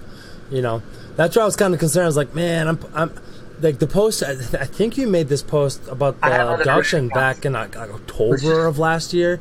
I'm like, there's no way this account replies to me, but I still sent it, and there you are. I was like, wow. Yeah, that one was my flagship account a while back, and I got banned from our conspiracy, so I stopped getting on Reddit with that one. Okay. But I still check it every now and then just in case, because people still banned? message me. That's what I'm saying. You're not the only person who still messages me. You know what I mean? Really? Like people still message me from blogs I used to do back in the day. You know what I mean? They're like, hey, do that one guy. I've built a following in different areas. Because I do. Like, I'm not going to sit here and act like I have all the answers. I'm going to give you an educated guess, and I'm going to try to work with you. Like, hey, you have this perspective on it. I have this perspective. Here's some information. Let's share the information and use it. Let's not just sit around and like talk about conspiracies. What does that do? That doesn't do anything. Like, I'm going to go out there and talk to people who don't know this shit. You know what I mean? That's, anyway. I'm like the Joker, but like a good version. Like, I'm an agent of chaos. Like, I cause chaos because I think that might shake things up a little bit, and then maybe I can pick up the pieces. You can pick up the pieces. You know what I mean? We can fix this. You know what I mean? I have hope. I have a little bit of hope left, and that's rare. Not many people have hope left. They don't. Most people think that how crazy is it going to get? When's the nuclear war going to happen? When are we going to have AI take over? When are the robots coming? I'm saying no. I haven't given up yet. That's rare. No, and I'm not trying to toot my horn. It just hurts for me. Like I don't meet. Not many people out there will say that. Not many people out there will say no. I don't believe like Jesus is coming back or like what's going to end to him. Saying no. We still have a chance. We can still make this work. We can still fight. And I'm not giving up until I'm dead. And that's I mean, you can think that's silly or you can think that that's hopeless, but I don't care. You know what I mean? Yeah, like from that, I just got your general sense of like just to be a good person. I think that was I could encompass all that. Just like be a good person. Yeah, try to. I mean, no one's gonna be perfect, but I always try to. Always try to like be good. Always try, and by good, I mean I used to party. I used to do tons of drugs and all kinds of things like that. And I used to, mess around with a lot of girls and things like that. And I've done things that would be considered not virtuous, but I always try and always care with other people. You know what I mean? Like if you're hurting, I'm not gonna let you hurt alone. I'm not gonna sit there and like the kid. I was a smaller kid. I was like, I'm an average height. When I was a kid, I was pretty small. I'm like, I got picked on myself. I knew what that felt. I knew what that felt like. I lived in the hood, and I was the only white kid, and I was small, and I got beat up every day to school. I know what that feels like. And when I got more popular in middle school and high school, it's like I didn't let that shit happen in front of me. I was like, that shit's not gonna happen in front of me. Like I'm not gonna let you do that to someone just because you can, because they're weaker than you. So that's just carried over into my life. Going back to alien talk, do you think aliens could fear us? Do you think aliens fear humans? Oh, that's why you have no there idea. might be abductions. You have no idea how afraid they are of you. Maybe they're so afraid. They're unbelievably afraid of you. Possibly our nuclear bombs. We have some. Why do you think they put me? Yeah, we have no, not the bombs. They're not afraid of any of that. They're afraid of what I just said. A lot of alien sightings and abductions have increased since 19. It's a nuclear bomb, bro. They feed off your negative energy. They feed off the hate. They feed off the fear. And I'm not afraid of them, and I don't hate them. So what do you think that means? What do you think that means? Why do you think what? They're scared. Why do you think they're scared? I think if I'm not afraid of them, if they feed off of fear and they feed off of hate, and I neither fear them nor hate them, then why did they abduct you? What kind of power do they have? Because I asked them to, because I told them to, because I said it was okay, because they manufactured consent, because I allowed them to come in my space, because I was curious. Some and I people wanted to have believe power for myself because I was selfish. There's a lot of people believe in this conspiracy that the little gray. I forget how, I don't know the terminology about. The little grays contacted Eisenhower during World War II, and they made a deal that we would get technology, and and then our militaries and stuff and governments would allow them to take people and experiment and stuff. Yes. Do you believe in that stuff? Yeah. Well, I mean, okay. Here, again, the government would never allow you to think anything that they didn't want you to think. As far as information that comes out in the public is concerned. Yeah. So, like, I can be creative, come up with my own world and stuff. They can't control that. I actually have a question on it, because I protect my mind. But as far as the that event is concerned, I don't know. I don't know, but something happened where, there's a reason why after 1954 we started seeing a lot of grays. Is it humans from the CIA dressed up in gray suits? Or is it actually grays? Are they demons? Are they aliens from another planet? Are they us from the future? Are they us from the past? Are they us from a different universe? It doesn't matter who they are, where they came from. That's not the question you should be asking. The question you should be asking is, why? Well, why are they here, and what the fuck do they want? Those are the questions that you should be asking first, is why they're here and what they want. Because if you ask why and you know why, then you can be like, okay, well, I tend to think of them more as like spiritual beings, parts of us, parts of the past, parts of the future. I think of them on a multi-dimensional way. I don't think of them as like just aliens from another planet, from Zeta Reticuli, which is the star system they claim to be from, or from like Pyrrhus, which is where they claim to all these people who channel these things on, they talk to aliens and stuff. Like, never trust anyone who talk to aliens. Like, no. You have to find things for yourself. Don't take my story as like the absolute truth. No one out there needs to take it as the absolute truth. Take it as, this is my story. I'm telling you the truth. To me, this is what happened to me. You're gonna have your own experience with them, and you're gonna have to like deal with it yourself. And I'll be there to help you. Unlike people who were there to not help me. Like, I know what that's like not understand what's going on fully. And the more of us who have that awareness, and the more of us that awaken to that, the better we can be prepared as a group to deal with it and to figure out where the fuck they're from. Because I can't tell you. I don't know. I don't know exactly where they're from. I don't know what planet they come from. I don't know if they come from a planet or not. But I don't think that's the most important question. I think the most important question is to ask why and what they want, and like how we can kind of defend or protect ourselves from them. Those are more essential, more urgent questions, I think, in my opinion. Okay, I forgot my follow-up question to, do you believe that happened? It's okay. It's my fault. I should have written it down. My bad. Oh, fuck. No, I'm not lost. Dude, half my channel when I'm not interviewing is just bullshit talking. But here's the thing, though. You mentioned earlier programmable matter. And you said to write that down and talk about it. Like, what does programmable matter mean? But also, yeah, and just to clarify for death metal, it's just a timeout. That's not it has nothing to. It's just I'm conducting an interview. Okay, what did you mean by programmable matter? Sorry. Have you ever seen the movie Transformers? I think Dark of the Moon. Transformers: Dark of the Moon. It's the third Transformers movie. Yeah, no, I haven't. I stopped watching Transformers. I watched the first two, I think. I just... Okay. I don't know why. Basically, imagine... It's like nanotechnology. It would be the best example I have. Where your mind... Like, except nanotechnology, where, let's say, what if your mind... What if you could create life? What if you could create things? Create universes? Programmable matter is...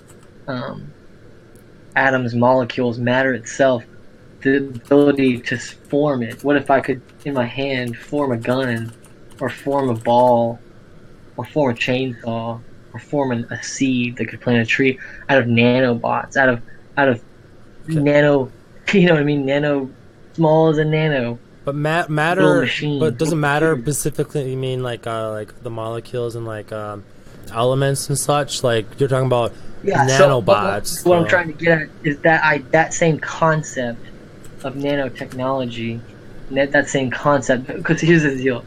Computers and technology is all simply a reflection of a human need or a human ability. I can cook food with a fire. I can cook meat with a fire. I can do that myself outside in the woods. It's much easier for me to use an oven. So an oven is simply an extension of me. It's an invention that I made that just makes my life easier. That's all technology is. So nanotechnology, so in that same concept, you have nanotechnology, programmable matter. Can I, using my mind, program reality itself? Do I have to have technology to do that, or can I do it with just my mind? That's like kind of what the term programmable matter would mean. Okay, so and there's like Neo in the Matrix. Like, you can just do what you want. Exactly like that. Okay, so you believe in it's exactly like that. Do you believe humans in the future can get to that point, or do you believe right now you are close to that, or you are in some ways? It's crazy. I actually think that in the past we were at that point. I actually think they've made us forget that that's the truth. They've brainwashed us, tricked us. We've devolved. You think that humans came from monkeys? No, it's the other way around. Monkeys came from us. Huh? Everything comes from within. It's not. Give me the logic. Give me the logic line. You know what I'm saying? Give me the logic line behind. I mean, you. Okay. Basically, it's hard to explain it. I can't really. We've been talking about so much. It's kind of hard for me to even really explain that one. Like I said earlier, you've opened like it's a deep philosophical spiritual thing. Like for example, like if you were like, let's just try to put yourself in my shoes and think like spiritually kind of magic. If you saying that we came from monkeys is almost kind of like a slap in the face. It's almost kind of like a joke. You know what I mean? I don't think so. I think it's the beauty of evolution and time.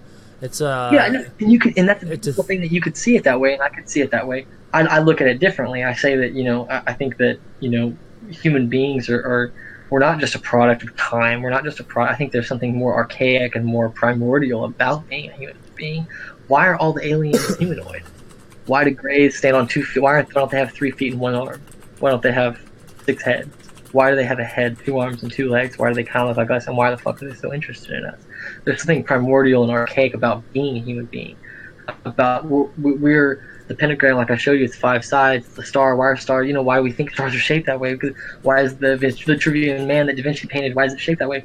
There's something deeper about being human. I'm not sitting here. My mind's kind of messed up for talking about this stuff so much, but I'm just saying there is deeper things about being a human being, and there's deeper things about being a monkey too. It's not like I'm saying being a monkey's bad. I'm just saying that I don't believe necessarily, and I don't believe either way, but I don't believe necessarily we evolved from monkeys. I think there's plenty of evidence to suggest that might not be true, and I think there's plenty of evidence to suggest, so I would call it circumstantial evidence to suggest that it might be true. And I just, it's just an interesting question to ask. No one really can kind of prove that really fully without the shadow of doubt. Prove what specifically? That we definitely, like, what happened? I'm sorry? Prove what? Nobody can prove what specifically. I didn't catch. Oh, that we, specifically came from monkeys, from chimpanzees. That's kind of it's very difficult to prove that one way or the other. And I think it's supposed to be that way. I think it's been forced on us, that sort of lack of knowledge. Like, I don't think it's natural for us to not know, us to not know things. Like, language itself, like I said earlier, in my view, language is a curse. Everything it does is division. When I say something to you right now, the topic we're having right now, I mean, as good as this conversation is, all we're doing is dividing. All we're doing is drawing battle lines. I believe this, and this is cool, and you believe this. In reality, I could just come give you a hug, and we could just say, it's okay, we don't need to know. Yeah. No, after talking to you for 3 hours, I'm at that point. Like, I'm just at a point where, like, you just interest the fuck out of me. I'm like, I can take my imagination and head to your level and be there. And, like, at first I was like, I had a wall against it. I was kind of like, okay. Now I'm just kind of like, like, it kind of makes me, you just like to you think a lot, dude. Like, and this is you're 25, right? This is the result. Yes. You are the result of someone who thinks a lot about a lot of things, and life just being simple and straightforward is so boring that you've just gotten to this point where, this is why I think your book's going to be really fucking good, because this is so much stuff that you have inside your head. It's not like like, yeah, man, there's human brains are all different, guys. Like, this is a human talking right now. This guy believes in what he's saying. He's not doing this for fame, dude. I contacted him off a Reddit post from a year ago, and I was like, this guy looks interesting. Like, and the account was dead for the last 6 months. I'm like, there's no way he's gonna respond to me. Like, yeah, he's writing a book, but I mean, we all know someone who's writing a book. It's not like, so right. He's not on my channel to fucking like, a little bit of it's like, oh, now, maybe the people who pop in and stay and are here long enough to hear that he has a book, maybe, 20, 30 people, whatever, fucking hear that, but it's still on my channel. And that's not why he's here. He's not talking right now to me because he's trying to bullshit me. There's no point in that. So I think you've got me to the point where I have this to say, I guess. At first, I was kind of saying, like, in my head, like, it's all fucking bullshit. It's a crock shot. Like, I don't, whatever, blah, blah, blah, blah. And honestly, at this point, I don't even care if you're writing a book or not, but I like listening to what you have to say. It's extremely interesting. Thank you. Like, I really appreciate the opportunity just to talk. Honestly, I appreciate these kind of conversations. I applaud you for. I do as well. Like, you don't to some of my crazy wacky ideas and have them. You don't find many people. I'm kind of the same way, but I'm more reserved with it. Not that I'm like afraid to talk about what I'm saying. I also like, I have kind of the same brain as you, but I have skepticism stopping it at all. So I could use a little bit more of that, frankly. I could use a little. I'm gullible. I've worked on that the last few years. I've gotten, I don't just believe every conspiracy theory that you can tell. Like, I don't just believe the chemtrails are doing all this stuff. Like, people say that on the internet. I'm like, oh man, it's probably true. It's like, no. I look at the deeper meanings behind things now. The last 2 or 3 years, I've been really, really, really gotten a lot better about, and I found myself the last couple of years. And it's like, it's gonna show. I haven't peaked yet. I'm gonna peak with these books. Like, this is the first of many to come. So, you guys hop on the train now. The way I think, I'll give you a job. The way I think your brain works, and thank you. The way I think your brain works, and my brain works, I think of it. I like to think of things in imagery. Like you've grown a tree of thought, right? An actual tree, kind of imagery, and you have the big branches. You have the big branches of subjects, and then you have all the little branches off those branches, and even more and more. I have like not hentai, fucking hell. What's the fucking Japanese tree? Bonsai. I have a bonsai tree where I'm clipping it and perfecting it. So it seems more clear to people who are skeptical of just even anything, My skeptic brain is... I'm an explorer. So like, I'm an explorer. You have like a fucking willow tree that's like branches just flowing in the air. It's just, there's no limit to it. And you understand it all. What I think is hard for you to do sometimes is to get other people to understand what you're saying. And everyone in chat's fucking with me because I said hentai. And what's funny is that I've never watched that either. But it's just a word that, I don't know. I meant bonsai tree. I clip my hentai tree. They're like, do hentai trees have tentacles? And then... For sure, you need to calm it down. Do we need to get Black Widow in here? I wish I could see the chat. Tell me this chat. It's gonna be on the VOD. I mean, I'll send you the VOD. Honestly, I'm not gonna lie to you. At first, I was kind of like, this is kind of crap. Not like that, very little bit at the first. But now I'm just like, someone was. You'll see. It's not. Don't take anything in chat personal. Even from me, chat. Oh no, chat. I don't. Trust me. If you said anything mean, I don't take it against you. No, it's not anything. I love mean, you really. as a human being. It's not. I'm not. If you can't tell, I'm at peace. A lot of bad things have happened to me. Crazy things. I'm at peace. Okay, what did you? What? I thought you said I've peaked, like as like a status of like something. Like I've peaked. No. Like, I don't think I've peaked yet. No, I haven't done any. I've been sober for a while now. Yeah. So when you even said that, what did you used to do? I mean, that's something that with all this. I experimented with some drugs back in high school. I actually lost my virginity the first time I ever did ecstasy when I was 16. All sex that was after that must be horrible. All sex because it was actually. I was opposite. It was a horrible experience that night. Okay. Like, everything. I waited like a while. Top of the mountain. Anyway, so I'm only halfway up. I did shrooms for the first time in 2013, which was like right after I kind of started having my awakening. I did acid for the shrooms first will time, open your mind, dude. Shrooms open my mind. Yeah, sure. Like, and I think there are actual scientific studies. There's actually studies done by people based off of happiness and depression and studies, and like creativity type stuff. I could pull them up, but there's not. When I pull up shit when I'm interviewing people, it stalls the interview, so I'm not gonna do it. It's out there, guys, and maybe it's but it doesn't matter. Yeah. There are studies honestly, out there the message of about this story, this. Yeah. Do your own research. Don't take anything that I said as true. Yeah, that's the main thing this too. Is up to you. Yeah, do your own research. If you're interested in these topics, don't sit here for 3 hours. Like I'm gonna attack you right now. Don't sit here for 3 hours and watch some idiot like me talk about it. Go look it up for yourself and go and like then come to me. Then come to me and like tell me it's not true. Tell me that what I'm saying is not true. Tell me why. When you've spent 6 years. Yeah. You spend 6 years of your life dedicating your life to that, and then you can come talk to me about it. That's my bravado. That's how I feel about it deep down. I don't care what anyone else thinks. I've seen what I've seen. I know what I know.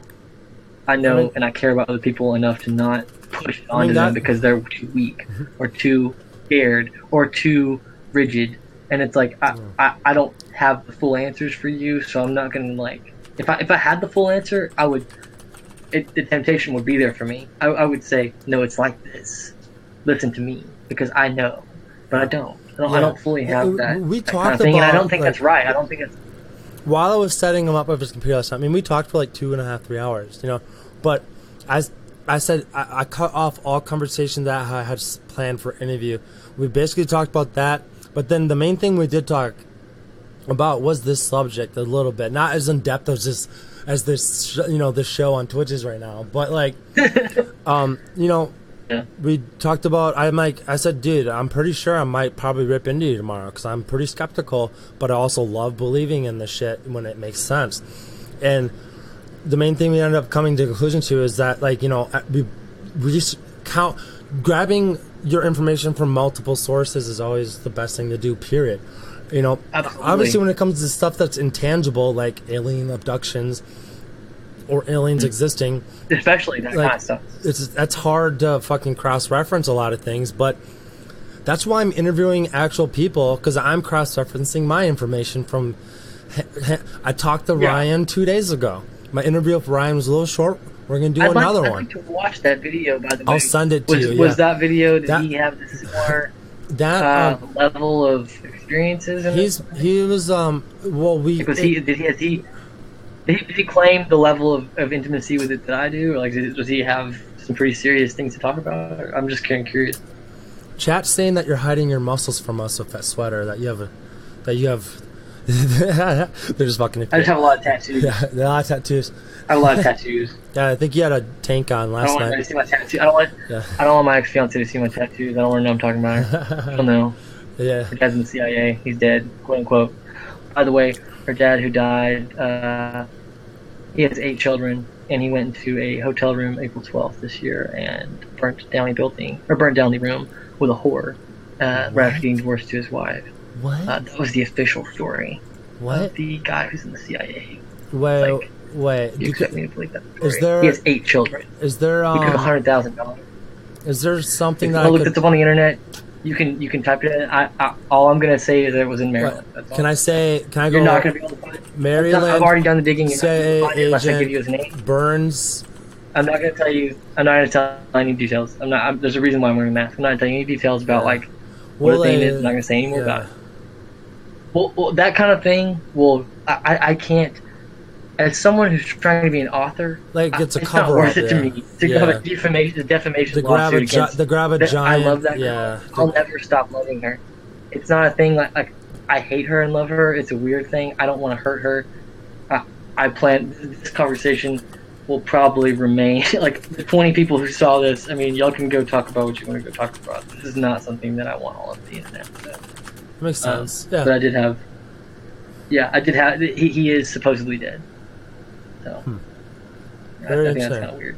And when was the last time you talked to this girl? Kitty? Because you said February 10th of 2017. I had a party February 11th, which was 2 weeks after she dumped me, and she got really mad that I was going to have a party, even though I was doing it just to get over her and kind of make her jealous. And it was a baller party. And she slept with one of my friends. I left flowers on her car for Valentine's Day, like 3 days later, and then she slept with a guy I was letting live with me. So, one time. It's like, all right, well, I want to drink. Jerk, you know what I mean? Like, and he didn't tell me for 3 months. He lived with me for 3 months after that. Never told me. And I got home from the club one night, and the man, let's just say, he's never tried to talk to me again. You know what I mean? I had to apologize to him because he's my sister's best friend. So, long story. Anyway, okay. I've had some people betray me in my life. I've had people wind up being Freemasons and wind up being spies that you didn't. Trust me. There's some how are weird your stuff friends out there that can spies happen though? to you. Like, how are your friends spies? And also, isn't Maryland? One of them Maryland's the headquarters of Fuck, never mind. Just keep It's going. where Washington, D.C. is. It's where Well, the yeah, headquarters of the CIA is. Yeah, it's, I was going to say CIA. Langley's not that far from there. Yeah. I think by the way, Langley's guys, in Virginia, but Virginia and Maryland are basically the same thing. this quick intermission. My friend and viewer Ashley sent me a postcard. She went to like, what is it called?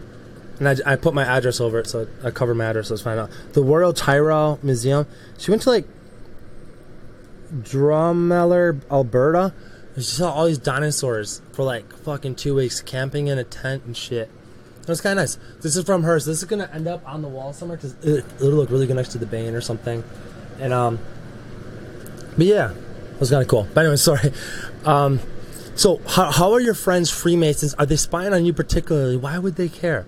Why like how are your like? I know someone who's a Freemason. It's not like the little Freemason societies around the country. They're not like the Freemasons. You know what I mean? Like they're just like a group. Different group. Yeah, like it's really hard to distinguish. None of this shit. I could talk more. I think if it has a name, it's not important. Talk about it too much. Yeah. Okay. Yeah, it's not. Yeah. But to me, this is gonna be a continuous thing. I'll go more into this kind of thing if you guys are interested. Y'all can hit me up on I Hope It's Round Reddit. That's the one communication that I'm giving people access to if they want to communicate with me. Personally, I will. I mean, I responded to you. Like I'll respond to anyone who has a genuine question. I do it every day, all day long. I have people ask me questions.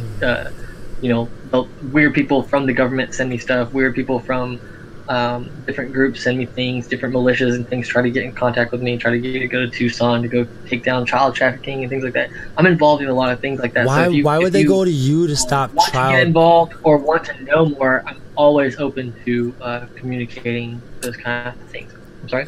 Why would they go to you to stop child trafficking though? I don't get that. Like I came to you to talk about weird alien stuff. How would I don't want to. Okay. But you want people, if people are interested in hearing about that, they can message you. I have a little bit more pull than I'm letting on to right now. This me doing this for you. Yeah. I mean, you can. I mean, for you, I say that I'm doing it for me. Well, me, my job. I feel like an interviewer is to probe. Yeah. This is the first for me. This is the first time that I've allowed people to see me on camera. I definitely really appreciate say these kind of things. I do. Yeah. I mean, but I'm ready to. You hit me up at the right time. Yeah, I'm ready to reveal some book. Things. Yeah, what's that? I've been revealing them under certain different subreddits that no one really knows who I am. I'm on Reddit. I have like 9 different active accounts. I'm doing a lot right now. When I made a deal with them that I wouldn't get on the internet anymore, and they had my friend betray me. And when they did that, I was like, okay, contract's null and void. I'm getting back on the internet. And I did, and a lot of crazy shit started happening. And I had the inspiration to write my book, which I had already written more than half of. Now it's like I'm finishing the book, and I mean, just a lot's happening at once. So everything happens for a reason. So, I mean, that's just how I look at it. Everything happens for a reason. That's kind of weird. Me up on a day that I was almost expecting someone to contact me. Yeah, no, stuff like that is kind of interesting. Like, that's interesting. And another thing too is like, hold on. Oh, sorry. That is interesting. You know, because like at this time I was looking for more and more and more. Reddit. Hey, I put your Reddit user as a text underneath your name. I hope it's round. Because this is going to be VODed and saved, and I'll probably, if anyone does want to contact you that isn't even here right now. I'm just describing right now that's his Reddit username. You can look him up if you want to contact him personally. It has been a dead Reddit account for a long time, so I still check it though, just for communication purposes. So if anyone does want to get a hold of him, and you mentioned that you'll talk about some more different things than we've done today that you won't talk about on camera, right?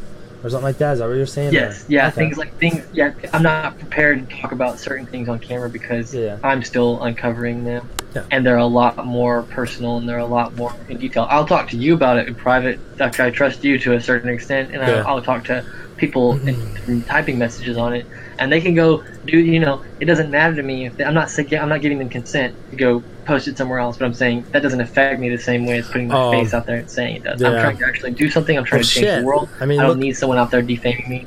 You know what I mean? There's a reason why I'm here. I don't take it lightly. You know what I'm saying? I don't take any of this lightly at all. Just a side note, though. The book's a big part of this. It's for fun. Sure. Just a side note, though, just as personal suggestion and advice. Look what just happened to fucking the Guardians of the Galaxy director. You know, a Twitter post from like 10 years ago took him off the movie. He directed Guardians 1 and Guardians 2, and then they're preparing for and starting to film Guardians 3, and Disney fired him because like some activist group, what was it? He said something bad about Trump, and then suddenly all these people started looking at this account or some shit, and that's what I've heard. I really haven't looked into the story, but he was completely fired off of one Twitter post from like 10 years ago. So if you are planning on being an author and like stuff, that you did consider some of that stuff, exactly what you say, and if it could be taken out of context or not. Again, I'm not trying to be famous. I'm trying to change the world. Yeah. If being famous and being rich is a side part of that, cool. That's not my goal. So, in one sentence, if no one buys this book, it's not going to faze me one bit. Mm-hmm. I'm putting it online. It's for fun. It's to entertain. It's to make you think. It's to entertain. It has anything to do with these other things we're talking about. You asked me some questions. I'm trying to answer them for you. We're just two dudes having a conversation. The book thing. You offered me a chance to plug my book. That's what I'm doing. I didn't ask for that. It's something. I wrote the book for me. Yeah. I didn't write it for anybody else. Those are the best books. Ones that I don't need anybody else to read it. I like reading it, and it's helped me a lot. And I'm entertained by it. So long as I like what I'm doing and I appreciate what I'm doing, if you lead by example and you love yourself, how could someone else not love you if you love yourself? If you love yourself, it's so much easier to love other people. I love myself. I don't think that I'm better than anybody else, but I think that I'm a good person. I think that I'm something. I think I'm worth it, and I want other people to think that they're worth it because they are, and they just don't see it half the time. It's like that kind of thing is infectious. If some people did it for me. Some people were there for me in the time. A lot of times a couple of times in my life, someone really, really was there for me in a moment when like I really needed someone. Yeah. And that, isn't it weird how that kind of works sometimes? That happens to a lot of people. I feel like everyone has stories like that where it's like something major happens in your life, or not even major, but something happens, or like something's not going the way you want it, and like something like someone who you haven't talked to in like 10 years calls and is like changes your day, and then that changes your entire situation or something. It's like shit like that happens all the time. It's so weird. Like, and I know we've talked a lot. Serendipitous. It's one of my favorite words. What is it? Serendipitous. It's a good word. It's when something really random and really, really positive happens. Some synchronicity. It's like that. I met this friend and I was like, my car, I've got a flat tire and my old friend happened to be driving down the street. That's serendipitous. That's like, wow, how random and like helpful that was. Just random, like a godsend. You know what I mean? I've had those moments in my life. The guy I was telling you about the gas station, he asked me about the tattoo. This guy, he looked at me. He's 65, 70 years old. I'm 25. I'm laying down at a Honda dealership, texting on my phone, listening to music. He taps me on the arm and says, "Hey, guy, where did you get your tattoos?" Even though I see one, and I said, "Actually, my friend does them because I'm friends with a professional tattoo artist, and he did them." And he's like, "Oh, cool." He's like, "Do you seem like?" He's like, he just starts talking to me, and he's like, "Hey," and beginning of this conversation, he's like, super nice guy. He's like, "Listen," he's like, he tells me, "Your generation, you're the one who's gonna save this planet." He pointed at me like. He was saying my generation, but he pointed at me like, "It's you. You have to do it." Do you think he was? And I'm not the hero. Do you believe in the men? But if you better believe that if I am that person who's going to cause this butterfly effect, that I absolutely will do whatever it takes. No hesitation. I absolutely will do whatever it takes to fulfill harmony and peace on this planet for everyone, for the animals and the plants too. Someone's got to look after them. For everything. Amen. So how are you going to change that though? How are you going to change that? And like, What are we doing right here? For message. What are we doing right now? Well, how is what we're doing here Small. helping animals? Starting small. Getting people to open their Grassroots. minds and start thinking about shit, maybe? Yes. Yeah. Okay, I see that. This is you're in your perception. You're looking at this like, oh man, he's thinking this interview. No, I do this every day, bro. This is not me. I have this conversation every day. I have this conversation 10 times a day with 10 different people, and it's so it's just it's something you have to. It's a lifestyle. It's a mindset that you have to get into. You need to think that way just for yourself. Like it's so much more freeing to think that way because you can see the light and everything. I see the light. Like kids, when I look around and see how a kid could be at a funeral, and it's fun to them. It's like they're not afraid of anything. They're not, you know what I mean? It's just there's joy to life. There's joy to have. There's innocence and there's joy to have in life. And it's just you have to like remember that. We forget that when we become adults. We forget that like that's kind of true. I man, like we got to be at work on time. We got to do this on time. We got to pay our bills on time. We got to fall in love with someone by the time we're 30. We got to do this by the time. No, stop putting so much pressure on yourself. Just love yourself. Just first, you know what I mean? Just love yourself, like where you're at. If you're overweight, if you're shy, if you're sad, if you're whatever, just start small. Like start like right this conversation. So what if there's 15, 20 people listening? I don't care. I don't care if no one's listening. This has just been me and you the whole time. Yeah, it's been about 11 or so, 13, 14. It was worth it to me. It was worth it to me. And if it was worth it to me, then it counts for something because I care. You know what I mean? So I mean that's just. I'm just trying to put. This is like literally. I swear to God, there's gonna be like 5 people who just listen to this and go to bed to it every night. I guarantee it. I'm gonna do that. I'm just gonna put this on repeat. I see them do it. Just listening. You should have an audio. You're gonna edit because there were certain parts that there were certain parts the hentai thing was ridiculous. Not saying that this is boring. Not saying it's boring. I'm just saying like it's just like it's people fall asleep to positive messages or something or like fall asleep to like just you talking. I could just you just like get my brain going in a weird place and I just fall asleep and have an awesome dream. But I have a question. Like, what do you think about the Men in Black? Do you think the guy in the Men in Black, like, do you think maybe someone like that status, like, contacted you about the tattoos and told you that, or like, do you think it was maybe like an alien or some shit? Like, what do you think about the Men in Black? Dude, honestly, I don't know. That's what I'm trying to say. This guy gave me some nuts from Mexico that cure cancer, and he was like, the way he handed them to, he was like, try them. He's like, what? I don't want you to get cancer. And he's like, and I was like, in my mind, I was like, is this like the universe's way of like preventing me from getting cancer? Like, I was just tripping out, but I was like, what in the world? It's my cancer. And then like he was just so kind and like he was just pouring positivity into me, and I'm telling you, like, man, like this is a random guy that I should have never met him. That should have never happened. He interrupted my life. I was literally sitting on my phone texting and like listening to music laying down in public. Like that's not normal. That's not like an everyday experience. He was like your Morpheus. This kind of thing. He was your. Yeah. Well, no. Yeah, but everyone. Okay, everyone is Morpheus and Neo. Everyone can play those roles. I'm wearing a mask. I'm the Hulk, right? No, I'm not. Everyone can play a role. We're all Morpheus. And I've heard about that, Jordan. Someone was my Morpheus. Seems really interesting. And I'm someone to Neo. Yeah, so you get what I'm saying. Like there are archetypes there are roles you can play. You can be the hero, you can be the villain, you can be the damsel in distress.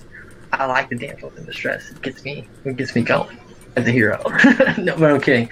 You get what I mean? Like you can play a different role, and so I just choose to play the role of a hero, even if I'm not some big time hero. I'll save a cat. I'll avoid the squirrel on the road. I'll give the money to the homeless guy. I'll take on the government single-handedly if I have to.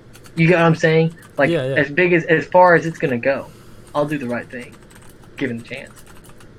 So that's just. I think that if everyone, and what would happen if tomorrow everyone in the world woke up and said, "I'm gonna try and care today, and not. I'm gonna try and care to do the right thing." If everyone just snapped their fingers, and everyone in the world, no wars, no famine, no disease, no hatred, fathers reunited with estranged sons overnight. It's that simple.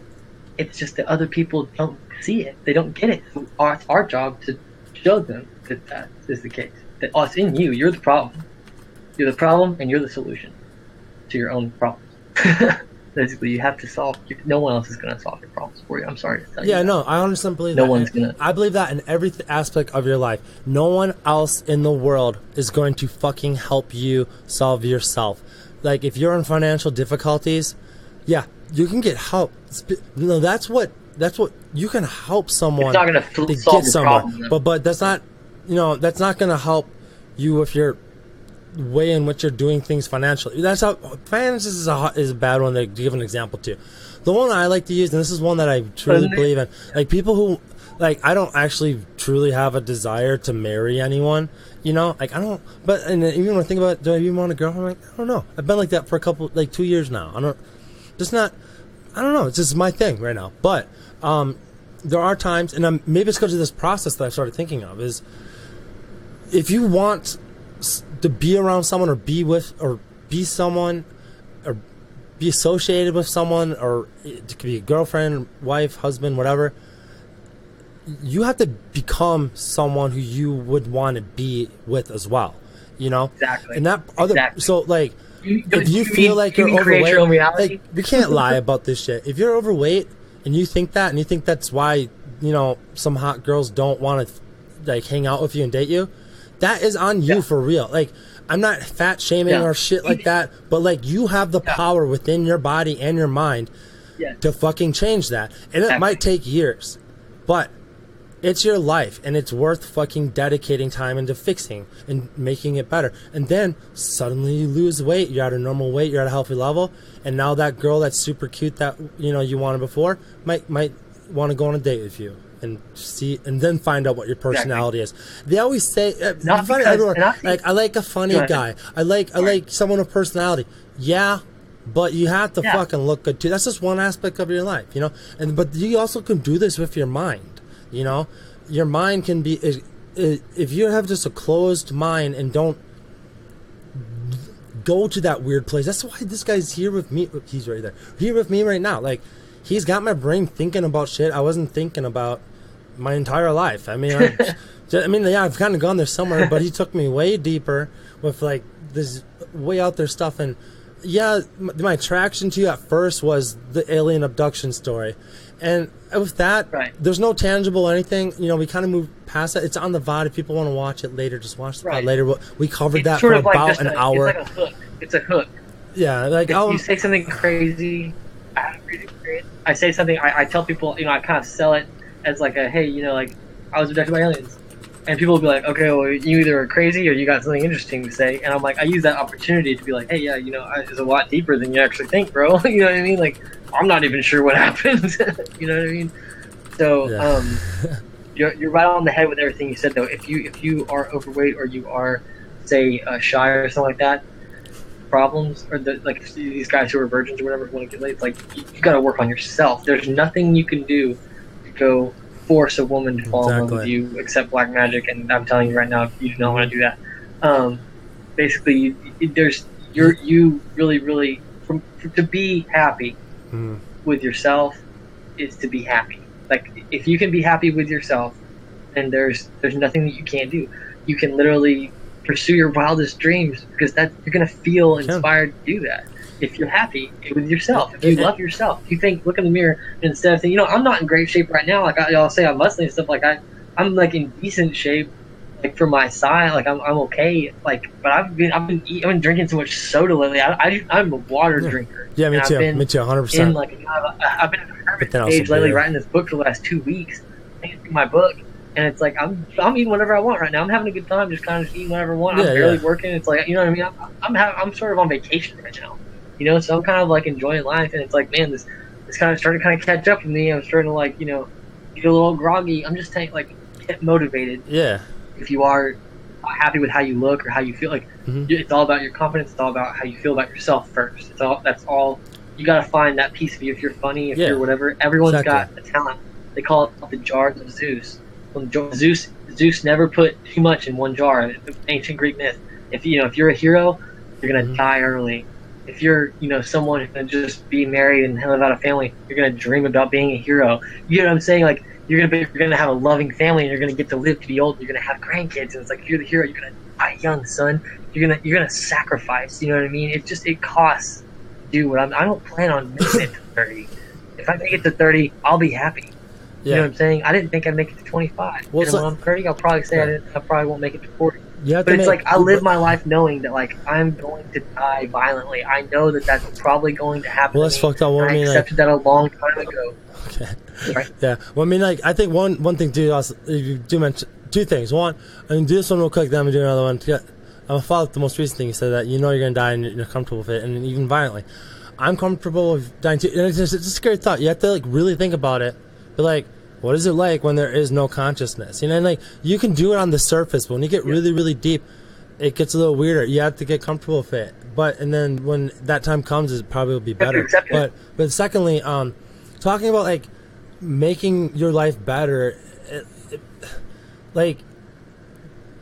sometimes I feel sometimes people don't know what tools they need. You know, like they don't have the tools. Like they exist everywhere, but the way you find these tools is by looking places that you normally wouldn't. And I can say that for me with streaming, like I never even thought about streaming. I mean, I thought about it a lot, but I didn't start a stream. You know, I was like, I don't know why. A month and a half ago, I was jamming with my friend. I'm like, let's just turn on this. I have a Twitch account. You know, I've had it for like 5 years or something, 4 years or something.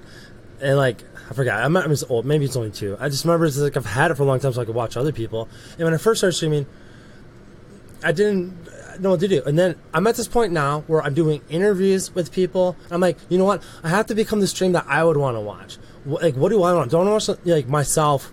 Like, who do I want? You know, so. Yo, Bluebird, thank you for the bits, baby. Oh my God, are you the new? Oh, you donated 300? When? Let me see. Did it not go through? Let me in call. Oh, you donate 300 bits. Let me in call.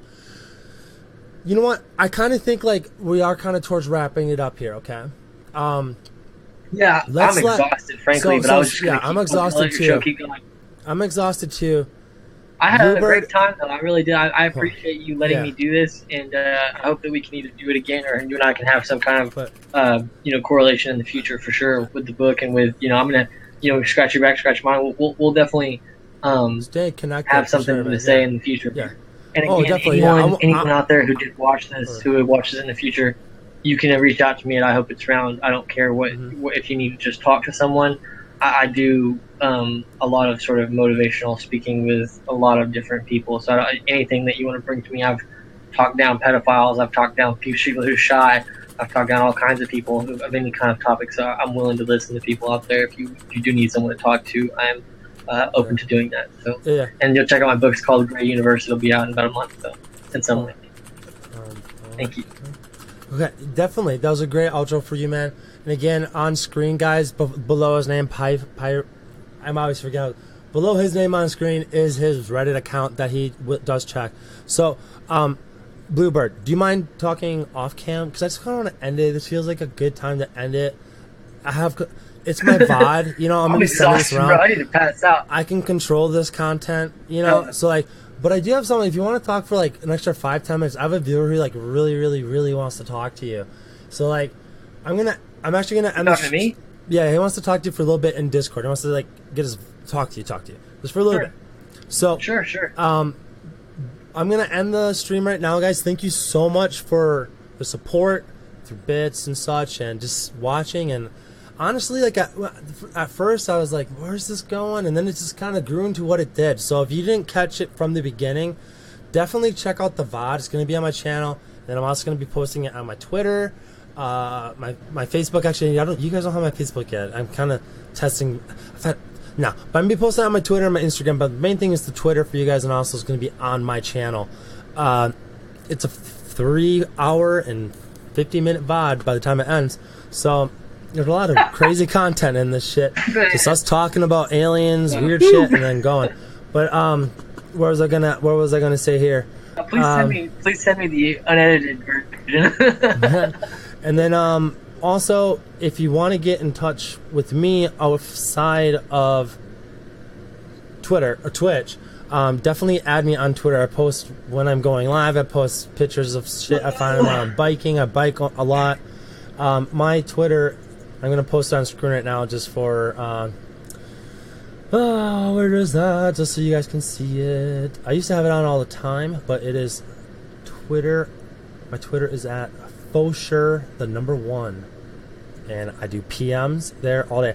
Yo, Never got to say this, but for sure. Fosher and Fosher. I'll catch people doing it all the time.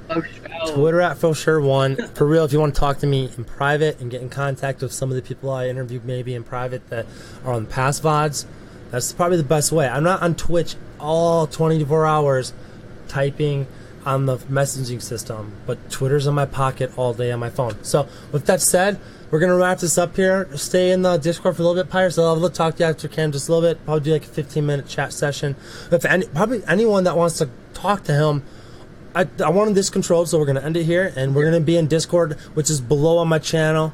There's a link. You can click the picture that says Discord, or there's actually the link as well. All right. Thank you guys for watching. And I'm not going to say good night or good morning, because I don't know what fucking time it is. All right. See ya. Yeah, it's late.